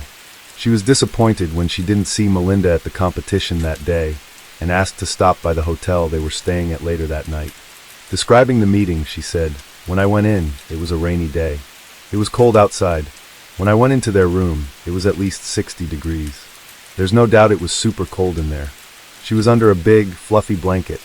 She never really got up, but to me, it was never a red flag. She's a child. She's cold. She's going to stay in that bed. She doesn't need to get up for me." Looking back on it now, hindsight is 20/20. They probably planned that. We were alone. I asked her about how things were going. How was it living with Cindy? She never gave me any kind of red flag. She never gave me anything. She continued to talk about how she loved school, how she was moving on in her grade, how she loved her favorite movies. When Rendell and Cindy came back to the room, they said it was time for bed and asked Jamie to leave. Melinda never told Jamie anything about what was happening to her. At this time, Officials believed that Melinda had been reprogrammed to accept the treatment that she was suffering as an unavoidable part of her life. She was too afraid to tell anyone because she believed if she did, it would only get worse. On July 3rd, 2023, Rendell posted 2 pictures of Melinda online. In one, she was just a toddler sitting on a small bed, smiling up at the camera. The other picture appeared to be current or close to it. She was wearing a school t-shirt from G's elementary school and had a closed-mouth smile. Her eyes were dark, and it looked like she was wearing makeup. Her hair looked thinner than usual and was cut very short on one side. Above her pictures, Rendell wrote, "Happy 12th birthday, Melinda. Hope you have many, many more. We love you." Though he might have hoped she might have many more birthdays, he wasn't doing anything to help her survive until the next one. That same month, the couple installed Blink security cameras in multiple rooms inside their home. With multiple cameras recording throughout the day, they could track her movements and actions even more closely and find even more reasons to punish her. On August 4th, Rendell posted on social media that he and Cindy had taken a vacation to New Jersey. He posted several pictures of Cindy and a picture of himself posing with her, but no pictures of Melinda or G. His comment above the photos read, "Enjoying our time together with the kids at Seaside Heights," but he didn't enjoy their company enough to include any images of them. On October 8th, he and Cindy were back on the beach in New Jersey. This time, he didn't even mention the children. His caption read, "Last-minute outing, living our best life," above several photos in which he and Cindy pose and purse their lips as if kissing. By this time, Melinda had missed 35 days of school. 10 of them were excused and 25 of them unexcused, far exceeding the permitted amount allowed. The school district had made 2 reports to CPS using the child line. It's unclear exactly what was contained in those reports because the agency did not release any details about it. A social worker called the house and spoke to Rendell, and possibly spoke to Cindy and Melinda as well, though the reporting on that still is not entirely clear. What is clear is that the agency closed the case without completing a home visit. After the reports in November of 2023, Rendell removed Melinda from in-person school and enrolled her in online classes. Representative of the school district summed up the event saying, "Our staff diligently reported concerns about her welfare to the state agency that receives and manages concerns. Shortly thereafter, she was withdrawn from our schools. Cindy's son, G, remained enrolled in his school. Only Melinda was kept home. Once she was no longer leaving the house, Melinda's punishments got stranger and even more severe. Video evidence from December showed her shackled for the first time. On many occasions, she was chained to furniture and forced to exercise. They made her do hours of push-ups and squats and walking or marching in place. They forced her to stand for hours and hold a book over her head. They punished her for not smiling in her Zoom classes, sneaking food to eat, moving her hair out of her face, forgetting a chore, dropping a book, or failing to perform an exercise to their standards. Video clips recorded both Cindy and Rendell yelling and berating Melinda for these and other perceived slights they had. They didn't just force her to do things to hurt her body. They also attacked her mind. They told her they were going to kill her. They belittled her and called her worthless and an idiot. They exchanged multiple text messages discussing her punishments. They also left a trail of texts discussing how they would hide her condition from family members, teachers, and anyone else that might report their actions. Video Cindy recorded showing Melinda crying while trying to hold a stack of books above her head. She asked to be forgiven for dropping the books. Instead, Cindy beat her with a spatula and told her that her father would beat her even worse when he got home. In addition to the forced exercise and stress positions, officials also found evidence that they were starving Melinda. In one video clip, Cindy told her to keep moving and don't look for breakfast or lunch tomorrow because you're not getting it, and you won't get dinner either because I'm not getting up. They had absolute power over Melinda, and they used it in some of the most vile ways possible to the fullest extent. Rendell helped torture his daughter behind closed doors, but online, he and Cindy still tried to look like a happy family. At Christmas, Rendell revealed a new family ornament. In this one, 3 chubby penguins sat on a red sled, each one labeled with a name. Rendell, Cindy, and G's penguins all had seats in the front, but Melinda's penguin was standing alone behind the rest of them. Though it seems unlikely they picked the ornament to reinforce her isolation, in hindsight, it seemed like another warning. Rendell took pictures on Christmas Day, but didn't post them until January 6th. G received a number of expensive-looking gifts, including an air-powered BB gun, a new cell phone, a remote-controlled stunt vehicle, Xbox gift cards, and a new Galaxy tablet. Melinda mostly got clothes. After unwrapping each item, she smiled and posed while holding it up against her. At first glance, it wasn't obvious that she had gotten quite thin because she was wearing a baggy black sweatshirt layered over other clothes. The final presents for both children were 2 new bicycles with big red bows. Both children stood with their bikes and smiled for the camera. By this time, they were regularly shackling Melinda to various pieces of furniture, so it's hard to imagine she could even pretend she'd get to ride and play on her bike like any other child. But we hope she got to dream a little about pedaling away so fast that she could feel the wind in her hair. Melinda was allowed to attend her online classes, but she was shackled to the desk during her lessons and monitored via the Blink cameras. She didn't have to be on video for class. The other punishments continued. On February 6th, a video clip showed Melinda chained to the dresser in her bedroom.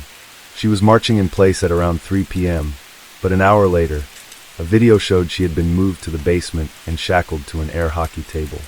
Her arms were above her head, and Cindy yelled at her through the Blink camera. 10 additional clips taken from 4 p.m. to 9 p.m. that night, a 5-hour period, all showed her holding her arms above her head. A sheer force of will that must have been incredibly painful for anybody, not to mention a girl her age. Video from early morning that next day, February 7th, which fell on a Wednesday, showed her sleeping on the bare basement floor while chained to the table. She was chained to the table and forced to sleep on the basement floor on multiple occasions. On one occasion, she woke up and had to go to the bathroom, but she had no way to summon help, so she was forced to go where she was, and she was punished for it the next day. On this night, though, she slept through. Video at 7.30 showed her still asleep. Another video 5 minutes later showed her awake, sitting up, and already holding her arms above her head. Later that day, presumably after school, she was chained to the table again and walking in place. At 5:53 p.m., Cindy yelled a true gem of parental advice through the camera, saying, "Melinda looks a little tied up at the moment, and because of her, she has pains in her cooter hole and won't move." Melinda responded to her crazy statement with an apology, saying, "Please, I'm sorry. I know I can't move, and I'm sorry." On February 8th, a Thursday, Melinda was shackled to the dresser doing squats at 11:40 a.m. No explanation was given as to why she wasn't attending class via Zoom. Another video clip at 3:46 p.m. showed her still doing squats. This time, she was chained to the air hockey table. Cindy told her she could take a 10-minute break, and Melinda said, "Okay, thank you." On Sunday, February 11th, a video clip showed Melinda again cuffed the air hockey table. She was resting on her hands and knees. Through the camera, Cindy told her to jump up. She said that if she did it again, that Cindy would come in and kick her in the teeth. Given the context, presumably it was resting on her knees instead of exercising according to Cindy's instructions. In the early morning hours of the next day, Melinda was again chained to the air hockey table and sleeping on the floor with no pillow and no blankets, no comfort whatsoever. Later that day, she was chained to the bedroom dresser and holding books above her head. Cindy critiqued the way Melinda held the books, saying she needed to sit up straight, not tilt her head and hold the books higher. Meanwhile, Rundle was posting pictures online of the chili recipe he was trying to perfect for the next cook-off and posting other images of food he had cooked in the smoker and on the grill. While inside his house on Reed Road, Melinda was literally wasting away. Despite all the stress and struggle she was dealing with, in March, Melinda was named Student of the Month at her online school and placed in honors classes. That month, Rundle went with G to a Pine Box Derby event and took him to see the new Ghostbusters movie, but he left Melinda at home. Video from April showed Rundle and Cindy punishing Melinda by rubbing soap in her eyes. This caused her pain and made it hard for her to see, but they didn't take her to the doctor or provide any medical attention. On May 1st, the school captured the last video of Melinda conscious and able to participate in class. Over the next several days, her body began to shut down. According to the timeline created by the district attorney's office, Melinda lost consciousness at around 12:52 on the morning of May 4th. Rundle and Cindy argued about what they should do, whether Melinda was faking it or not, and how to wake her up. Rundle decided to put her in his Ford F-150, and he drove her back and forth between the campground he frequented and the family home on Reed Road. Neither Cindy nor Rundle called the doctor or got her any medical help. Hours later, after 4 p.m. that day, They searched the internet for ways to wake someone up and decided to try to find smelling salts, but they were unable to find any in local stores. According to his daughters, Cindy told Rundle to drive Melinda to the emergency room, but he wanted to call 911 first. Finally, 18 hours later at 7:27 p.m., he called 911 and first responders were sent to their home. Paramedics soon arrived along with Chester County Detective Ben Martin. When they arrived, Rundle told paramedics that Melinda had been riding her bike in the middle of the night and had crashed into a tree. Cindy told them that Melinda had a small lump on her forehead, a bruise on her chin, and a small cut on her nose. She was taken to the Powley Hospital's trauma unit. The couple's description of the events didn't make much sense to paramedics, officers, or hospital staff. Paramedics soon realized there wasn't much they could do. She was covered in bruises and other injuries. She was severely underweight, and she was very, very cold. Determined to show her love and human kindness, one of the medics took off his own sweatshirt and wrapped it around her. Staff at the trauma unit noted far more injuries than the few minor ones Cindy had listed. Melinda had multiple broken bones, bruises all over her body, and she was suffering from severe emaciation and organ damage. Doctors took her into surgery to repair the worst of her wounds, but during the surgery, she died from her extensive injuries. Melinda Hoagland was pronounced dead at 9:58 p.m. Once Melinda was taken to the hospital, her Android cell phone was taken as evidence, and the next day, police took her father's iPhone too. Cindy's cell phone was seized the day after. Police got a warrant to search the truck Melinda was in and filed for warrants to go through the electronic devices, including the blink cameras installed in the couple's home. Inside Rendell's truck, investigators found a handcuff key and a pair of Crocs that had blood on them. Once the search warrants were approved, the investigators were able to uncover 450 videos of evidentiary value, along with hundreds of still images and text messages that span the time period of about 2.5 years. According to Detective Martin, over 150 of those videos and images showed Melinda cuffed to furniture, and in over 200 of those videos and images, Melinda was being subjected to forced exercise and physical punishment. In the arrest affidavit, the detective said, "The evidence shows that Melinda was regularly subjected to hours of physical punishment, deprived of sleep, and beaten when she failed to comply with unreasonable demands." Rendell and Cindy were arrested on May 6th and initially held at Chester County Prison on a $1 million bail, but their charges were upgraded once more evidence was collected, and they were no longer eligible for bail. At a press conference on July 25th, Chester County District Attorney Christopher DeBarina-Sarob announced he was going to push for the death penalty. He said, "I can stand here before you and say that we intend to pursue the death penalty in this case." He cited torture as one of the factors that justified such a serious sentence.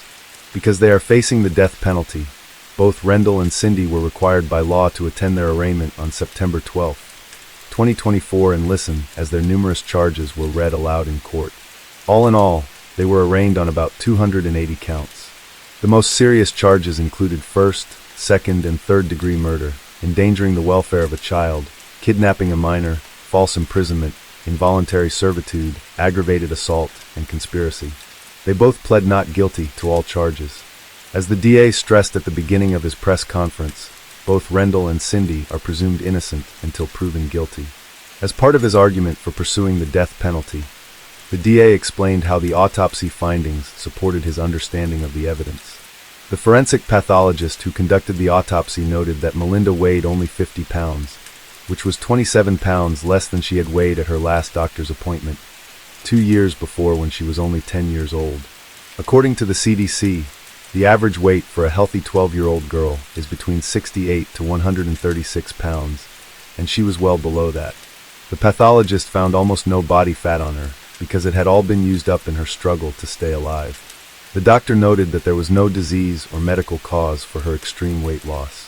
Instead, it was caused by starvation and forced exercise. That exercise caused prolonged pain and stress fractures in several of her bones. The pathologist found over 75 bruises, contusions, ulcers, and pressure sores on her skin, along with 6 broken bones. According to the report, there was damage found to virtually every major organ system in her body, including her brain. The official cause of death was starvation and multiple blunt force injuries, and her manner of death was a homicide. Summing up the autopsy findings in conjunction with other evidence gathered, the DA said, information from the coroner's office and medical experts demonstrate a years-long pattern of extensive torture and abuse. Moreover, text messages and hundreds of videos show that the defendants engaged in a calculated and systemic method of terrorizing, manipulating, and dehumanizing Melinda. We will get justice for Melinda. As of the date of this recording, their last hearing was held in September of 2024. More will be scheduled in the future, and we will be keeping an eye out for updates to the case. Victims' advocates told Rundle's daughters to expect it to take at least 2 years for the case to make it through the court system. Although the DA is seeking the death penalty, no executions have been carried out in Pennsylvania since 1990. A moratorium on executions was imposed in 2015, but prosecutors are still allowed to pursue the death penalty. The last time prosecutors sought the death penalty was in 2014 against Gary Lee Fellenbaum and Jillian Tate for their part in the torture and beating death of Jillian's 3-year-old son, Scotty McMillan.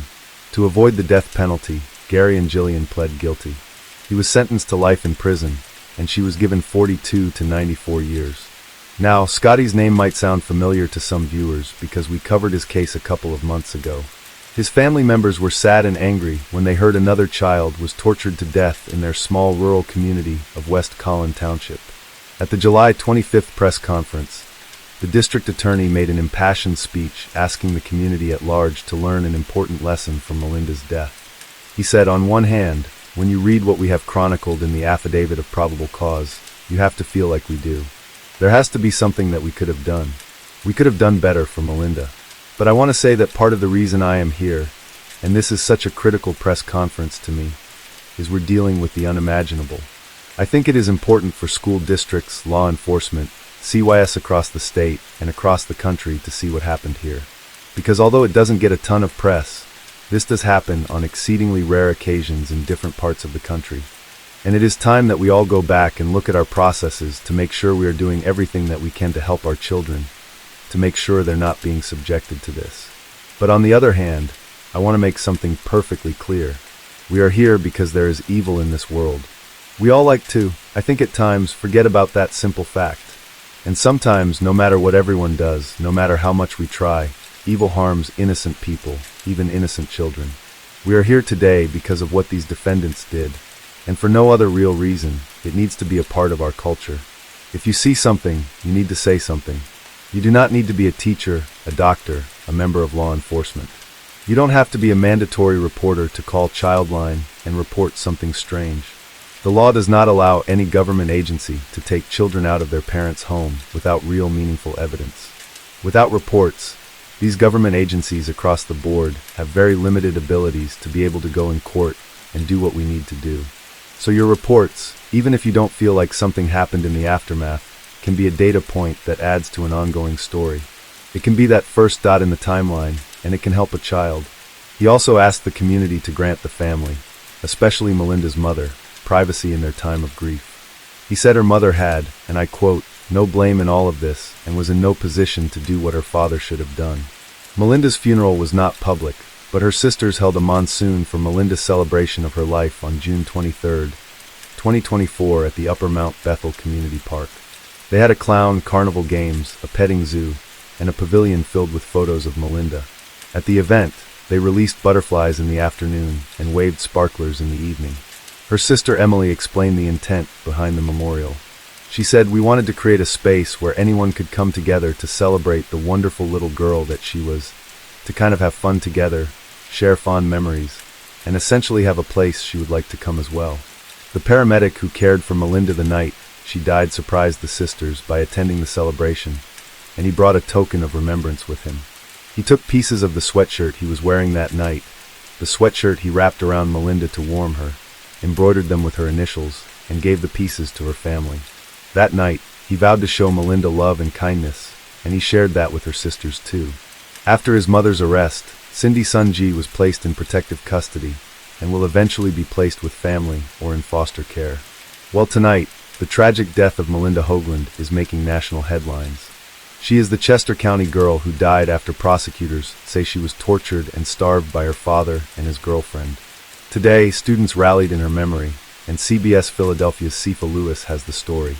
The disturbing news of Melinda Hoagland's death and the suffering she endured before succumbing to her injuries affected virtually everyone who heard the details.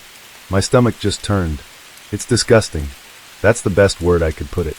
Heather and Christy are sisters who live in West Cowan Township. Heather's daughter, Michaela, was a classmate of Melinda's before prosecutors say her father took her out of school in the winter. Michaela and her friends also heard the horrible news yesterday. We were just talking about how no child deserves to go through that, and how it was honestly devastating that she had to live through that. So Michaela and her friends thought they'd do something to remember Melinda. The t-shirts, they only started with my friends suggesting that we'd bring in shirts and like markers or pens so people could sign shirts. And the blue idea was from a group chat that one of my other friends was in. Blue because it was Melinda's favorite color. Meanwhile, Christy, who had heard what Michaela and her friends were planning, shared it on Facebook. So I decided to post it online to try to reach more parents within our township. We were just trying to rally children together so that they didn't feel alone or sad. So that's what it started with at first. Michaela, who wasn't a close friend of Melinda's, says the idea was a huge success. I know like almost my whole friend group, but from what I saw, almost everybody was wearing blue. Heather and Christy say it really speaks to the feeling of community here. I think it's amazing how a community can come together, and especially for a child. It seems like people want to come more together for children. I just think it's really sweet how the community is so strong, and we really spread the word and fast. There's only a few hours and hundreds of people were talking about it. In West Cowan Township, Siafa Lewis, CBS News, Philadelphia. The district attorney believed that the state teachers and school districts did everything they could to help Melinda. But the attorney hired by her sisters, Tom Bosworth, did not agree. The DA said, "We've reviewed scores of school records, all kinds of records here in this case, and the evidence shows that teachers, school districts, whether they were cyber school or in-person school, they cared about Melinda. They checked in with her. She was reprogrammed. They did the best they could with the evidence they had. This is not a case where actual abuse was reported and no one did anything." Attorney Bosworth claimed the state and school districts could have done more. He said they had knowledge. They knew the child was in the home with this individual who had a record in black and white. The child was displaying both physical and psychological signs of abuse. Attorney Bosworth also believed that CPS could have helped Melinda if they would have conducted a home visit instead of checking in via phone. He said this was systemic, humiliating CA that professionals who are here to protect kids could and should detect through a home visit. And that's why we have home visits. This should have never happened. There shouldn't even be a discussion about how many missed opportunities there were here. If we go the way we're going with the system in place, there's going to be another Melinda Hoagland. He has filed suit on their behalf against Chester and Monroe counties and the Upper Dublin and Coatesville area school districts. Rundle's family has been devastated by the loss of Melinda and the role they believe he played in her death. His daughter, Emily, says, "It's hard to know how to feel." She said, "Not only, is that a loss of our baby sister, but it's also the loss of our father and processing our father and another individual's actions." Rundle's parents, the grandparents of Melinda and her sisters, are also struggling to make sense of their son's actions. Their pain and confusion is heartbreaking. In response to a relative's post about Melinda, Rundle's mother, Joyce, wrote, "We love her. Why did they take her from us? Our hearts are broken. How did our son change to a monster? He used to be so loving and kind, a very good father. I don't know this man that he is now." She also posted, "I can't sleep. All I do is cry. Why? I need answers. How could anyone do this to our little girl? I feel like I am having a nightmare and I want to wake up. I want Melinda back. My heart is hurting so bad." Rundle's father, Ralph, was similarly heartbroken, posting, "Hurting like I never hurt before. Knowing my own son did this to his own daughter. I want justice for Melinda. She was such a lovable girl. I will always love her and miss her." In addition to the losses they have already suffered, family has to prepare for the possibility that Rundle will be sentenced to death. When asked how they dealt with that, Jamie said, "I believe on the criminal side, he gets what he deserves. We believe in the justice system. If it comes down to the death penalty, then it comes down to the death penalty. That's what everybody decides that he needs. Then maybe he just needs that. But our justice doesn't stop there. We are currently trying to form justice for Melinda because what happened to Melinda is unfortunately happening to so many other children. There's not a space for them to make it stop happening. As other families have done when faced with these kinds of tragedies, Jamie, Emily, Abby, and their loved ones are working to keep Melinda's memory alive by helping other children. Her sisters have started a GoFundMe to raise money to start a non-profit organization called Justice for Melinda.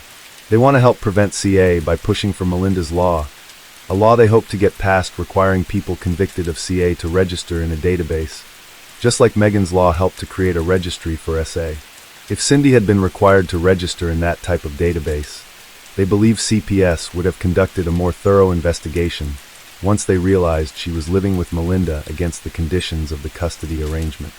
Now we've seen so many attempts to try to create a registry in cases we've covered on this channel, and most of them get shot down. It would be wonderful if Melinda's law became a reality. We will be donating to this GoFundMe. The link will be in the pinned comment below. If there's anything you can contribute, it goes a long way.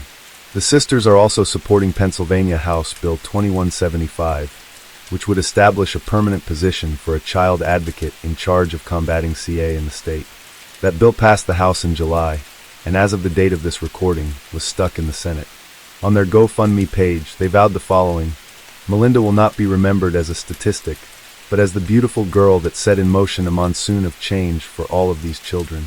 We, Emily Lee, Abby Hoagland, and Jamie Hoagland, are ready to stand up and make change. Melinda will not be a statistic, but the name behind the monsoon of change for every girl and boy who has gone through something no one should ever have to. The three of us, United Sisters, are ready to stand in the face of evil for anyone and everyone. The storm has only begun. Case 4. Sarah was a beautiful 10-year-old girl from the town of Woking in the UK.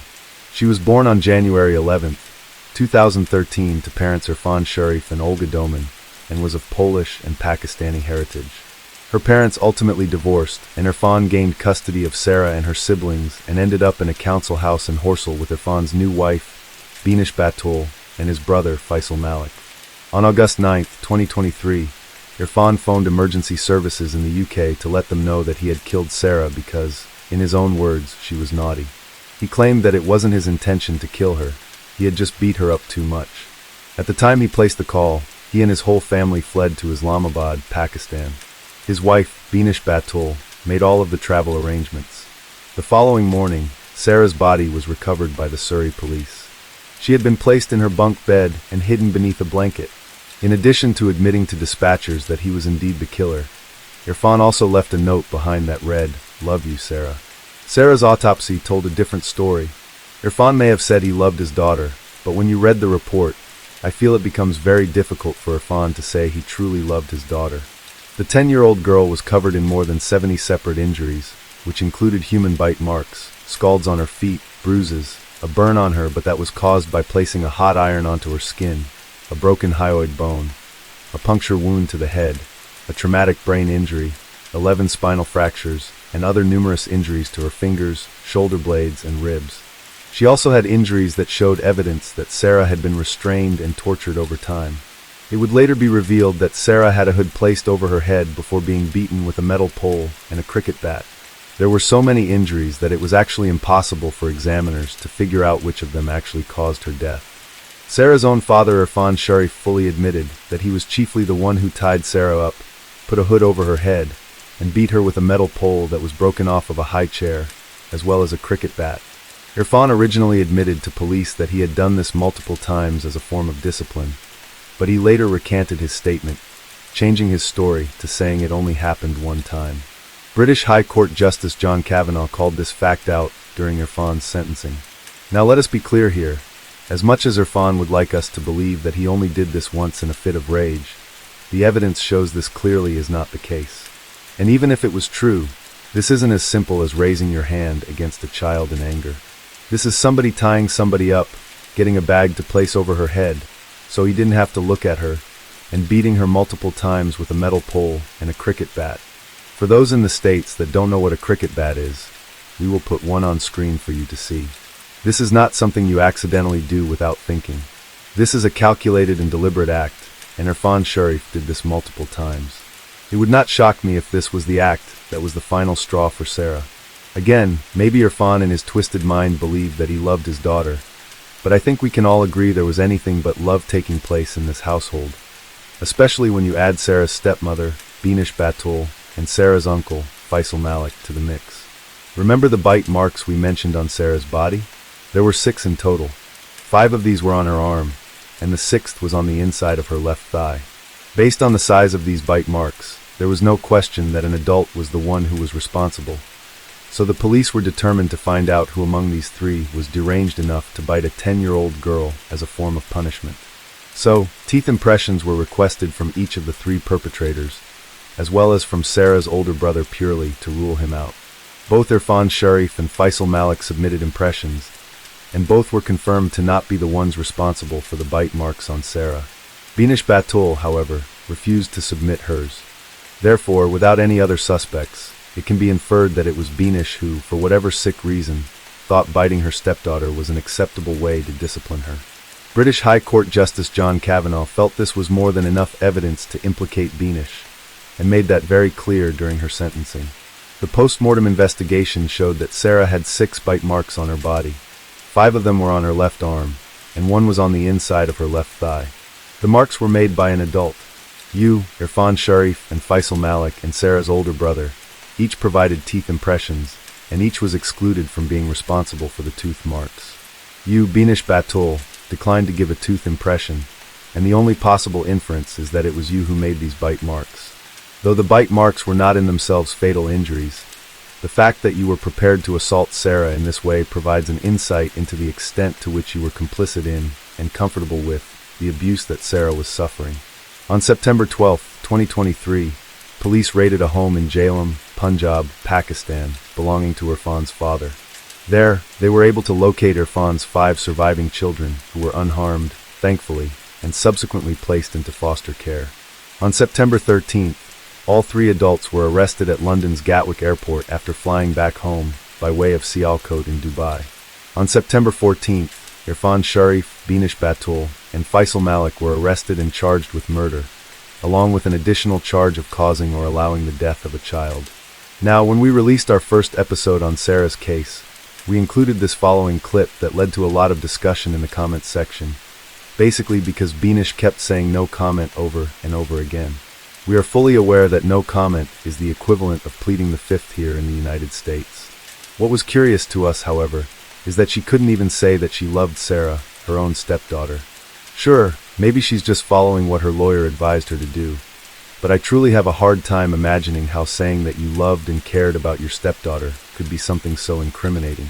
Maybe we have some legal experts in the comments who could share their thoughts, because I'd certainly love to know. Either way, we'll share that clip with you now, just so you can see what we're referring to. Please, could you introduce yourself? What's your name? So, my name is Binish Padoa, and you are about to be interviewed for the offense of murder. What's your understanding of murder? What's your understanding of that offense? Killing someone. Yeah, okay, so it's intentionally killing somebody. Okay, in very simple terms, okay? That's the offense which you've been arrested for, and that's the offense which we're going to speak to you about, alright? What happened to Sarah? No comment. What did you see? No comment. Whose choice was it? How you left Sarah? No comment. You know, Dawn has just said, as you said in the video, you want to come back to the UK, clear your name in the UK courts. Well, here we are. This is the start of the process. So, why would you not speak to us now? No comment. Who did that to Sarah? No comment. Do you love Sarah? No comment. Did you care about her at all? No comment. On December 11th, 2024, both Irfan Sharif and Binish Padoa were found guilty on all counts. Faisal Malik was found not guilty on the charge of murder, but was found guilty of causing or allowing the death of a child. After the verdict, the police held the following press conference. Good afternoon, everyone. Much closer, yeah, okay. Good afternoon, everyone. My name's Craig Emerson, Detective Chief Inspector for Surrey Police. I've been the senior investigating officer for this investigation. Today, after a 10-week trial, a jury has found Irfan Sharif and Binish Padoa, the father and stepmother of 10-year-old Sarah Sharif, guilty of her murder. Faisal Malik, Sarah's uncle, was found guilty of causing or allowing her death. Sarah was a bright and lively little girl who loved singing and dancing, and on behalf of Surrey Police, I would like to extend my deepest condolences to her mother, Olga, her siblings, and all those who knew and cared for her. Sarah's spirit and bravery and resilience in the face of the suffering that she endured has shone through from the vast inquiries that have been undertaken in this case. Sarah's young life was brought to an end as a result of the brutal abuse and unspeakable violence inflicted on her by Sharif Padawar, which Malik did nothing to prevent. This case has shocked and horrified not only those who knew and loved her, but people across the country and around the world. On August 10, 2023, we received a phone call from Sarah's father in which he told the operator that his daughter had died as a result of his actions. From this day, Surrey police has worked tirelessly to build a case to prove that Sharif, Padawar and Malik all played their part in Sarah's death. During the trial, Sharif took the stand intending to blame Sarah's death entirely on his wife before changing his story to accept some responsibility whilst still denying murder. Padawar and Malik refused to take the stand at all or provide any explanation what happened to Sarah in their police interviews. All three defendants have only ever sought to preserve their own interests throughout this investigation and have shown no remorse for their truly dreadful behavior. Sarah's death has been one of the most difficult and distressing cases that Surrey Police has ever dealt with. I would like to thank those who came forward to provide information and those who gave evidence in such harrowing circumstances. I would like to thank the jury for their careful consideration of the evidence which has been presented throughout the trial. The murder of a child is absolutely shocking, but the horrific nature of the abuse Sarah suffered during her short life has made this case particularly disturbing. Today, justice for Sarah has been served and our thoughts remain with Sarah's mother and her siblings at this extremely difficult time. Thank you very much. At the heart of this trial was Sarah Sharif, a happy, outgoing, and lively 10-year-old girl who was cruelly abused and murdered by the two people closest to her. We have all seen Sarah's smile shine out from the photos of her, but everyone involved with this case will always remember the utterly horrendous injuries and brutal treatment she received in the weeks leading up to her death. We cannot begin to imagine the suffering she went through in her own family home. Both defendants denied killing Sarah. However, the appalling truth is that they, along with Faisal Malik, were all living in a small house and were all complicit in what was happening to Sarah. The evidence given by some of the neighbors of the family highlighted their concerns about what was going on behind closed doors. Yet none of the defendants did anything to stop or report the abuse that led to Sarah's tragic death. It has been a painstaking operation by Surrey Police and the Crown Prosecution Service to build this case and be able to prove to the jury that Irfan Sharif and Benash Batul were both responsible for Sarah's murder. By showing they were there in the run-up to Sarah's death, we were able to prove that both of them played their part in killing her. This case was complicated further by the fact that all three defendants fled the country to Pakistan, and our CPS International Unit played a significant role in helping us to prosecute this case successfully. On December 17th, Justice Kavanaugh sentenced Irfan Sharif to a minimum term of 40 years in prison, Benash Batul to 33 years in prison, and Faisal Malik to 16 years. Sarah's mother Olga Doman and her grandmother sat down with the guardian to talk what it was like identifying Sarah's body. They put her in a pajama, covered her with a blanket, but no mother should see such a thing. She had swollen cheeks, she had bruises. Until now, when I close my eyes, I can see what my child looked like. It wasn't Sarah. She was completely changed. She was traumatized. If someone hadn't told me it was Sarah, I wouldn't believe it. There's a lot more to share about the history of this case and Irfan's behavior, but we've done an episode on that, which again, we'll link for you down below. Now we're going to get to the updates in the case that have come out since the three adults were sentenced last month. So according to the BBC, The Guardian and many other news outlets, pretty soon after Irfan and company were jailed, their fellow inmates decided to exact their own form of prison justices as revenge for Sarah. On New Year's Day of 2025 at London's Belmarsh prison, two inmates took it upon themselves to attack Irfan in his cell with a piece of a tuna can. He suffered cuts to his face and received medical treatment at the prison hospital and survived the attack. The killer dad of 10-year-old Sarah Sharif is terrified of returning to his prison cell after he was slashed in the neck and face with a jagged lid of a tin of tuna. Irfan Sharif, who was ambushed by two inmates, fears others could target him in further attacks. 43-year-old Sharif was assaulted on New Year's Day and then treated in the healthcare unit of Belmarsh prison in South London. Justice sources have today told The Sun he may now have to be segregated for his own safety. However, Sharif, who was given a 40-year minimum term for the murder of Sarah, cannot be kept away from other inmates indefinitely. And one source told us, Sharif is terrified and now fears other attacks. He's not yet back on the wing, and will be in no rush to return. Now, a big question that came up in the comments was if canned goods were actually allowed in prisons, because that seemed to be a bit of a security issue. Some folks even believed it to be fake news because they've never heard of such a thing. Since neither of us have ever been to prison and couldn't tell you if canned goods are allowed, we decided to reach out to our good friend Google for an answer. We actually found a couple of different answers, so it looks like this depends on where you're from. One source indicated that yes, canned goods are typically allowed in U.S. prisons, but there are some restrictions.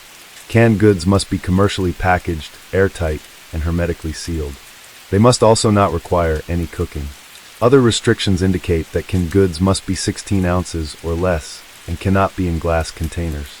Beverages must be in cans, pouches, or boxes and are no larger than 32 ounces. Meats must be pre-cooked, cured, smoked, or cold cut. Seafood must be cooked, cured, or smoked and without shells. The food items in question can be purchased at the prison commissary and, for states that allow it, brought in during a visit. Now, according to the gov.uk website, which is most important in this case since it took place in the UK, inmates are indeed allowed tinned food items that are to be kept at designated places specific by the prison administration. So for those listening outside of the UK, Belmarsh Prison is classified as a Category A jail and is located in southwest London. According to some sources, the prison has been described as Britain's Guantanamo Bay. This is due to the long-term detention of terrorism suspects without charge. It's said to house some of the most dangerous prisoners in the nation, so I don't think it comes as a surprise that some of them might have taken issue with Irfan and what he was there for. Belmarsh, or Hellmarsh as it's known to inmates, is also the home of grinder killer Stephen Port, whom we covered many years ago. We'll be sure to link that case for you as well if you're interested in some of our older episodes. Before we go on making Irfan's attacker a hero, we should probably talk about who he is and exactly what he's in Belmarsh for. Irfan was attacked by 45-year-old Stephen Sansom, who murdered a 38-year-old woman named Sarah Mayhew. He and his co-defendant 49-year-old Gemma Watts then proceeded to dismember the woman with power tools and dispose of her body in various locations around southwest London. Some of her remains were recovered in a park in Croydon by a dog walker, while others were recovered from the River Wandle.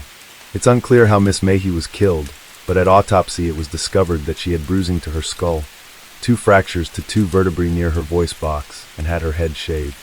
Stephen pled guilty to murder as well as perverting the course of justice. He pled not guilty to 3 counts of making indecent images of children. However, this wasn't even the first time Stephen had killed someone. On Christmas Eve of 1998, he stabbed taxi driver Terrence Boyle in the throat. Mr. Boyle, who was a father of 2 children, staggered to a nearby house for help but died on the doorsteps. Stephen was sentenced to a minimum of 20 years in prison and was released in December of 2019 barely having served his minimum sentence. So although Stephen did what a lot of you would like to do to Irfan, he is still clearly an evil person. But this isn't the only update that's come across our desks. There's actually 2 more we've learned about just this week. Being in the US, it can be difficult to keep up to date with the news going on in the UK, especially if it's an emerging case or didn't make international headlines. Again, we have to thank our friend Cody over in the UK for keeping us abreast of the situation as it unfolds across the pond. On January 20th, the BBC posted an article indicating that the Solicitor General decided to appeal Irfan Sharif's sentence.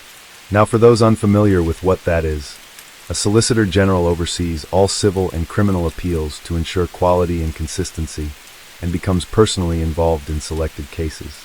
There's more to it, but this is the simplest explanation we can give. The current Solicitor General in the UK is Lucy Rigby, who was appointed by Prime Minister Keir Starmer. Now, an appeal might make you initially have cause for concern, and that's understandable because here in the US this normally means the accused is trying to overturn their sentence. However, that's not what's happening here.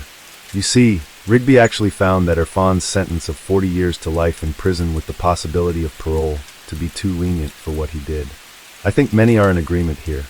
I personally would be quite happy if Irfan Sharif never saw the light of day again. She referred the case to the court, and according to a spokesperson for the Attorney General's office, it is now for the court to decide whether to increase the sentence. Irfan himself is also attempting to appeal a sentence, and a court date has yet to be set for either appeal. In other news, an appeal was won to name Sarah Sharif's family court judges. This was announced on the BBC on January 24th. The family court judges in question are are the ones who gave Irfan Sharif full custody of Sarah in October of 2019. This is the same judge who had overseen the family hearings from 2013 to 2015. The judge in question was fully aware of Irfan's 5 prior arrests and his history of violence. The court was also aware at the time of multiple romantic partners further alleging that Irfan had falsely imprisoned them in addition to his violent behavior.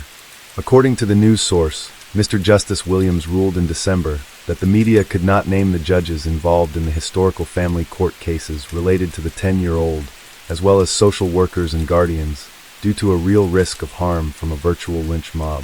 This might sound strange as judges aren't normally provided anonymity in any of the cases we've covered, but according to the BBC, the judges had concerns given the often inflammatory nature of public and media commentary. However, the BBC and other news outlets weren't satisfied with that, nor should they have been. They managed to appeal that decision in the interest of transparency. As of the 24th, the Court of Appeals ruled that the unnamed judges must be revealed within 7 days. It's been noted that 2 of the 3 judges have conveniently retired in this time. According to Sir Geoffrey Voss, who is the master of the rolls in England and Wales, in the circumstances of this case, the judge had no jurisdiction to anonymize the historic judges either on December 9, 2024 or thereafter. He was wrong to do so. We're going to keep an eye out for updates as they become available. I don't think this is a if they become available situation, because look how many updates have come out in just 1 month. Now here in the States it's rare for a case in the UK to be so easily accessible. We've both had people who aren't interested in true crime bring up Sarah's story with us. So with this being such a high-profile story, it's very unlikely that it will fade into obscurity like so many murders we've covered. At the very least, we'll know in about a week the names of the judges involved, and we'll probably post some sort of update when that information is brought to light. We don't normally do update episodes like this, but we made an exception because of the number of requests we received to make one. So let us know if this is something you'd like to see more of going forward. But until then, we love you and stay safe out there. Hey everyone, we don't normally post an update after the fact, but as of today, January 31st, 2025, the judges involved in the Sharif family court proceedings have been named, and they are Judges Allison Rayside, Peter Nathan, and Sally Williams. Now Peter Nathan and Sally Williams have since retired, but Allison Rayside, who dealt with the majority of the hearings relating to Sarah, including allowing both Sarah and her siblings to remain in their parents' care, remains an active judge. Case 5. Timothy Richard McLean Jr. was born on October 3, 1985 in Victoria, British Columbia, Canada to parents Carol DeDeal and Tim McLean Sr. He grew up in Winnipeg and Ely alongside 6 siblings and an enormous extended family.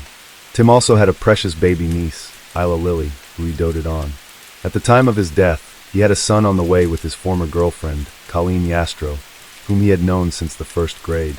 Tim stood at about 5'5" with beautiful dark brown hair and emerald green eyes. His family said he filled their lives with joy and light. Tim was very active and full of energy. He loved soccer, football, motorbikes, and just about anything that could get him into dirt or trouble. Tim also had a mischievous side to him and loved pulling pranks. According to his younger brother, Kendall, Tim was extremely charismatic and often demanded the attention of a room with his presence and strong magnetic personality. He also had a passion for traveling and preferred to let the wind blow him around to new people and places instead, never knowing what his next meal was or where it would be. Kendall feels his brother was drawn to joining the carnival because it too was nomadic, wild, and loud with a constant cycle of new faces passing by. He was very much the living embodiment of it.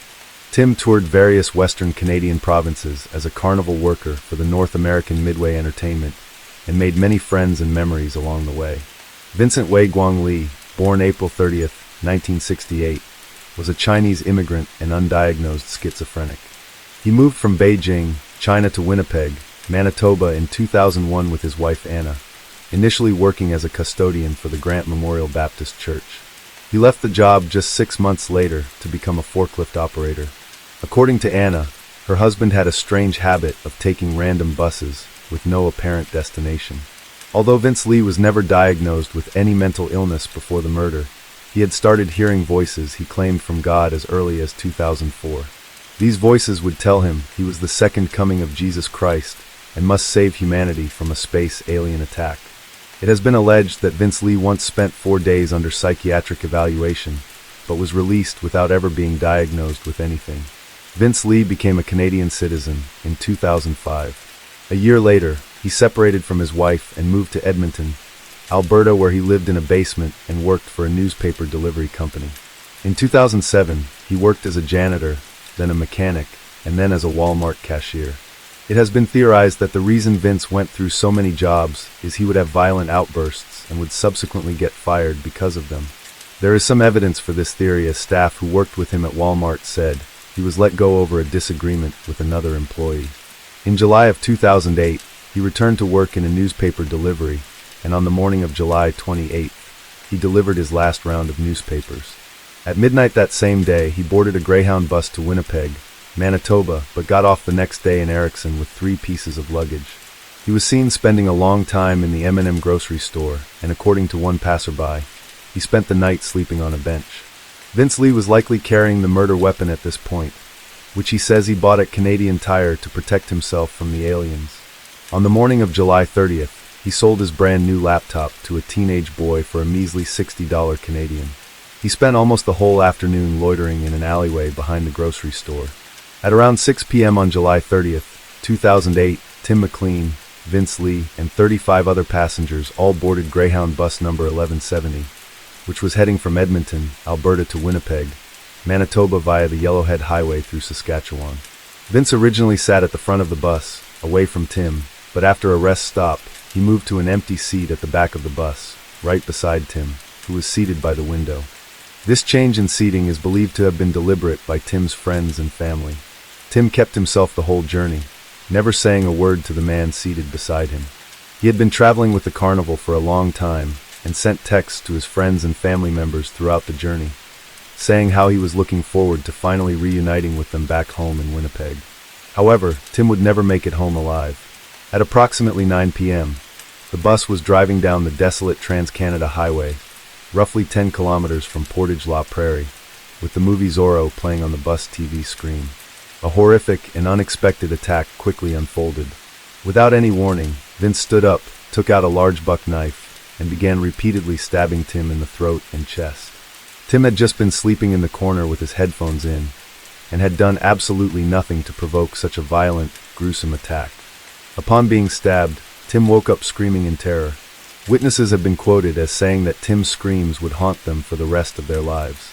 While Tim did try to run away, Vince Lee, who was over 6 feet tall and a lot stronger, pinned Tim in the corner against his seat in the bathroom door, stabbing him in the throat and chest over and over again. Tim was stabbed an estimated 50 to 60 times, and we could only hope that he passed on quickly after the first few blows. As soon as the stabbing started, the bus driver immediately stopped the bus and ushered all of the passengers out. One witness, an unnamed man, was the first other passenger to see the attack. He was sitting in the row in front of Tim and Vince Lee, and turned around when he heard the screaming. At first thinking it was just a fist fight, but soon noticed the knife and the blood gushing out of Tim's body. While he wanted to intervene and try to save Tim, his seatmate took off running, and he didn't think he could tackle Vince Lee by himself, especially with him armed. Passengers screamed and trampled over one another, desperately trying to get off the bus as fast as possible. It was absolute chaos. The bus had basically stopped in the middle of nowhere, so there wasn't anywhere for anyone to run to. All the passengers could do was stand on the side of the road, hoping the killer would not get off the bus and continue his rampage. Police had been called at this point, and they would arrive at the scene roughly 15 minutes later. Thinking Tim might still be alive, Chris Alguier, who was a passing trucker who had stopped, as well as the unnamed witness from earlier and the bus driver, ran back to the door to try to help, but all they saw was Vince Lee cutting Tim's head off. Upon seeing the 3 men, Vince charged at them, trying to attack again. The bus driver quickly slammed the door shut, trapping Vince Lee inside the bus, but leaving his arm sticking outside. The bloody knife in his hand, Vince swiped at the witness, who was forcing the door shut as Lee used his other hand to try to pry it open. The 3 men all ran to the front of the bus at this point, but Vince ended up never getting off the bus. Instead, he walked to the front to greet the crowd of passengers, many of whom were children. Vince then proceeded to hold up Tim's severed head and wave it at them before dropping the head on the floor as if it was no big deal. Passengers responded by crying, screaming, and some even vomited. Witnesses described the killer as totally calm and showing no emotions whatsoever. It was like he was a robot. Vince Lee himself would later say that he felt really scared while carrying out the murder. Fearing for everyone's safety, the trucker got some weapons from his trunk and threatened Vince to stay put and not leave the bus. Vince tried to get the bus working, but thankfully it had been disabled by the driver. I was just reading a book. All of a sudden, I heard a guy screaming. I turned around, and the guy sitting right next beside me was standing up and stabbing another guy with a big Rambo knife, pretty much. It was a big survival knife like this, in the throat, repeatedly. I told everybody to get off the bus. Everybody started to get off the bus. The guy still kept stabbing him. Everybody got off the bus, me and a trucker that had stopped, and the Greyhound driver ran up to the door to maybe see if the guy was still alive, or we could help, or something like that. When we all got up, we seen that the guy was cutting off the guy's head. He was cutting off the guy's head there, and he saw us. He came back to the front of the bus, told the driver to shut the door. He pressed the button, and the door shut, but it didn't shut in time. The guy was able to get his knife out and take a swipe at us, so we backed off the door. I ran around the back side of the bus. The bus driver took off, and then we both returned to the front to see what had happened. He hadn't gotten off the bus. The door was still open. We shut the bus door that time and shut it. It was at that point that he came, started walking to the front of the bus, and he had the head in his hand. He just looked at us like this and dropped it on the ground, but totally calm. The three of us had weapons from the trucker's truck there, and we just stayed outside while he tried to get out the door, telling them, stay put, stay there, don't try to come out. He tried to get the bus working, and the bus driver disabled the bus somehow in the back. I'm not sure how he did it. It was at that point, I think, that the police showed up and got us in the back. Although police officers had arrived at the scene, and Tim was already dead and decapitated, Vince Lee wasn't finished yet. He took the knife and began violently hacking off pieces of Tim's dead body and eating them. In a radio transmission, one police officer referred to Vince as a badger who was defiling the body at the front of the bus as we speak and hacking off pieces and eating it. A large chunk of Tim's heart was eaten, as well as both eyes. Vince Lee tried to escape the bus several times, but it was locked, so he just went back to Tim's body and hacked at it some more. He mutilated the rest of Tim's body parts, stuffed them in plastic bags, and scattered them throughout the bus. Police ordered him to drop the knife, surrender, and leave the bus. However, Vince wouldn't comply and told the officers he had to stay on the bus forever. After hours of police confrontation, Vince Lee was eventually arrested when he tried to flee the scene by breaking one of the bus windows. As they were putting him in handcuffs, he just kept apologizing and begging for the officers to kill him, all while blood was smeared all over his face. Officers also discovered Tim's tongue, nose, and ear inside Vince's pocket. Many theorized this served as some kind of sick souvenir of the killing. Vince Lee was taken into police custody and then transferred to the Winnipeg Remand Center, a correctional facility where inmates await trial. After the arrest, Tim McLean's mutilated body lay at the crime scene for several hours before being taken for forensic examination and autopsy at the Chief Medical Examiner's office in Winnipeg. The autopsy report has never been released into the public domain. As for the witnesses, they were placed at the Royal Oak Inn in Brandon, Manitoba for the night. Many would be in therapy for years and struggle with PTSD as a result of what happened. Chris Alguire, the truck driver who stopped to help, would struggle with rage and alcoholism problems. Another witness, a woman who wishes to remain anonymous, had her baby taken away from her for 18 months because social workers were concerned that her PTSD might affect her ability to care for her daughter. A week after the murder, a candlelight memorial for Tim was held on Sunday evening at the steps of the Manitoba legislature.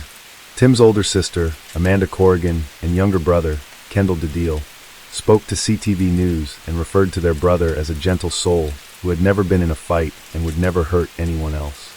They expressed their wishes for people to remember him for the way he lived, not for the horrific way he died. The brutal murder of Tim McLean horrified the world and is regarded as one of the worst crimes in Canadian history. And the fate of his killer, Vince Lee, still outrages people to this day. Vince Lee was initially charged with second-degree murder, but after undergoing psychiatric evaluation and being diagnosed with schizophrenia, he was deemed not criminally responsible for his crime. So both the prosecution and defense accepted not guilty by reason of insanity.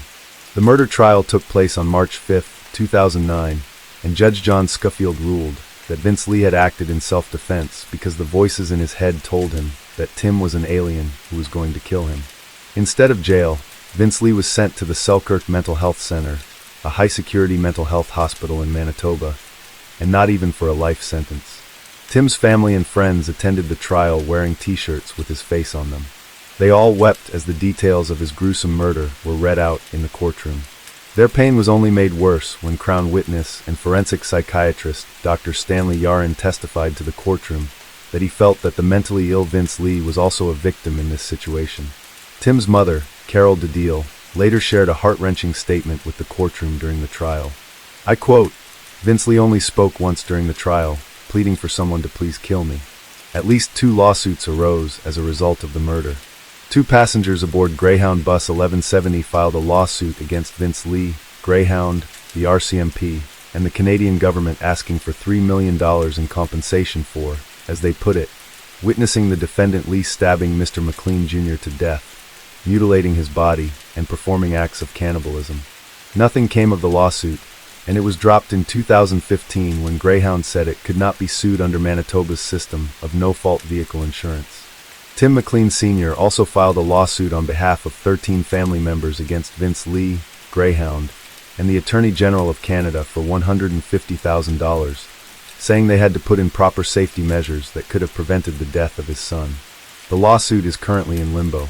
He also stated that Greyhound never apologized or offered any condolences for his son's murder. In 2015, after 7 years of therapy and medication, doctors believed that Vince Lee presented little risk to the public, and he was granted unsupervised day passes to Winnipeg, provided he took his medication and kept a working cell phone with him at all times.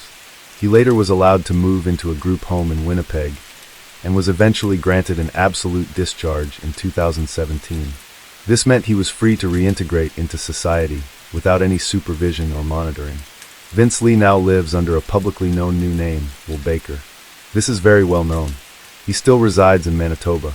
Carol DeDeal told CBC News she was horrified and sickened that her son's killer is free to walk the streets of Winnipeg, and expressed doubt over whether he will keep taking his medication. We all know what happens when he doesn't take his meds, but the fact that the decision is left to him, that ought to terrify everybody. I don't know why it doesn't. I don't know why everyone isn't up in arms. Around 50 people rallied at the Manitoba legislature to protest Vince Lee's freedom. The rally was called Justice for Tim McLean and had been organized by a friend of Tim's, Jenny Clark. One protester and family friend of the McLean family, Brenda Hookman, expressed her anger and frustration with the Canadian justice and health systems, saying there is no way to guarantee Vince Lee won't go off of his medication, and that she wants to see him get the proper help he needs at a psych ward where he is going to be monitored all the time. Matt Logan, a former RCMP officer and forensic psychologist, also expressed concerns that Vince Lee will attack again, saying the absolute discharge is not in the public's interest, and that society needs to improve the way it bridges criminal justice and mental health. However, not all reactions to Vince Lee's release were negative. Mental health advocate and CEO of the Schizophrenia Society of Canada, Chris Somerville, has been a longtime supporter of Vince Lee, whom he met with almost every month in Selkirk Hospital. Somerville expressed his happiness about releasing Vince Lee back into society, telling CBC News that Vince feels great remorse and great shame over what he has done, and that he hopes nothing negative will come to Vince as a result of his release. Mr. Somerville also released a 45-minute interview with Vince Lee, which he says is an attempt to add a human touch to a horrible tragedy. He believes that both Vince Lee and Tim McLean are victims of untreated, uncontrolled psychosis. In the interview, Vince stated, "I understand people are scared because of my behavior on the Greyhound bus. I am not a risk to anybody. I don't hear voices. I would call my doctor if I heard voices again. Yes, I understand their fear." He also says he wants to apologize to Tim's mom, Carol DeDeal. "I am really sorry for what I did. If I could talk to her directly, I would do anything for their family. I would ask forgiveness, but I know it would be hard to accept." Tim's family has not publicly commented on this interview, and we assume they have no intentions of ever meeting with Vince Lee or forgiving him. Now, many people feel that the fact that Vince Lee could stab, behead, and cannibalize Tim McLean and walk away a free man after only 7 years is a huge injustice. Many people believe someone capable of such a horrific crime can never be trusted again, and that Vince Lee therefore should have been locked away for life. For Tim's family, releasing their loved one's killer was the same as letting someone get away with murder, and they have been campaigning for Tim's law ever since the trial in 2009. Now, this law would ensure Vince Lee and others like him would never walk the streets again, regardless of how likely they were to reoffend. However, this petition was closed in 2014 because only 1,200 people had signed it. The Deal Foundation for Life, which was a fundraiser created to fund the fight to change Canadian, not criminally responsible laws, was also shut down in 2014. While the fundraiser and petition are no longer operating, a memorial in honor of Tim still remains right beside the Trans-Canada Highway west of Winnipeg, where Greyhound bus number 1170 stopped on July 30th, 2008. The words Timothy Richard McLean, "We love you" are engraved into a beautiful white cross, which is surrounded by flowers and one of Tim's shirts. Tim McLean's funeral took place on the Saturday evening of August 8, 2008. Members of the Christian fundamentalist hate group Westboro Baptist Church, known for picketing funerals, boasted about their plans to protest Tim's funeral for whatever random reason that they never really explained. An alert was sent to Canada's Border Patrol to deny entry to anyone carrying signs and pamphlets. Most of the group was turned away at the Niagara Falls border. However, a small number did actually make it to Manitoba. Tim McLean Sr. responded to the threats in a telephone interview, saying that the days since learning of his son's death have been a blur, and the family hasn't had a chance to even mourn. He also hoped that however the funeral goes down, it's done with respect to Tim, and that we are allowed to lay him to rest. A counter-protest from people in the Manitoba community was planned to prevent the funeral from being disrupted. Hundreds of people showed up to form a human wall around the church to keep out the hate group, but fortunately nobody from the Westboro Baptist Church ever showed up. On August 9, 2008, Tim McLean was laid to rest at Chapel Lawn Memorial Gardens in Winnipeg. Over 600 people attended his funeral. Tim's uncle Alex McLean read a heartfelt statement in which he described his nephew as friendly, kind, sweet, and caring. On December 21, 2008, 5 months after Tim was murdered, Colleen Yestro gave birth to his son. Colleen had known Tim since the first grade and had a brief romantic relationship with him in 2008 after she had fallen out with her husband, which led to her becoming pregnant. The family have never shared the child's name and tried to keep him out of the media spotlight. Colleen originally gave up the boy to his step-grandmother, but custody was eventually handed to his paternal grandmother, Carol. In early January 2016, the McLean family returned to the courthouse once again, this time for a custody battle. Colleen, who only had rights to see her son for 4 hours every Saturday, wanted full custody of the boy. Tension between the two families was already bad, but it had reached a breaking point when someone in the McLean family told the young boy about the terrible fate of his father, something Colleen had specifically asked them never to do, telling the court all he knew was that his dad was in heaven. A counselor assessed the interactions between Colleen and her son and told the court she was unfit to be awarded custody of her son. Carol ended up being granted full custody of her grandson, whom she described as a gift from God sent by my son to give me a reason to get up every day and to take care of. And I'm doing that to the best of my ability. She also says the boy has his father's eyes and sense of humor. Tim McLean Sr., who has been divorced from Carol since before Tim's murder, hasn't seen his grandson for years because of ongoing disagreements with his ex-wife, which he says has worsened the pain of losing his son. In 2019, Colleen shared a photo on Facebook of Tim's son visiting his father's grave, writing, "Tim, our son, and I think of you every day." The headstone is rugged and pays homage to Tim's love of the outdoors. The gold inscription in the center reads, "McLean, October 1985, July 2008. Forever, Joker Wilds." Carol Dideli frequently visits her son's grave. In an interview with CBC, she sat at a bench beside the grave and recalls the day of Tim's murder. "When this very first happened, for weeks and weeks, I was just mad. It was so maddening to me that the whole world didn't just stop. Mine did. Nothing changed for everybody else. The traffic still went. Sun still shone. It was so maddening to me that the whole world didn't just stop. Mine did. It stopped, and it took a long time to really want to get up every day." As for Tim McLean Sr., he told the CBC, "It's still difficult to get up some mornings. We're trying to move on, but it's very hard, still very hard. I don't think we'll ever be over it." Tim Sr. remembers his beloved son every day and even has a tattoo of his face inked over his heart. Tim McLean is deeply and eternally missed by all of his family and friends.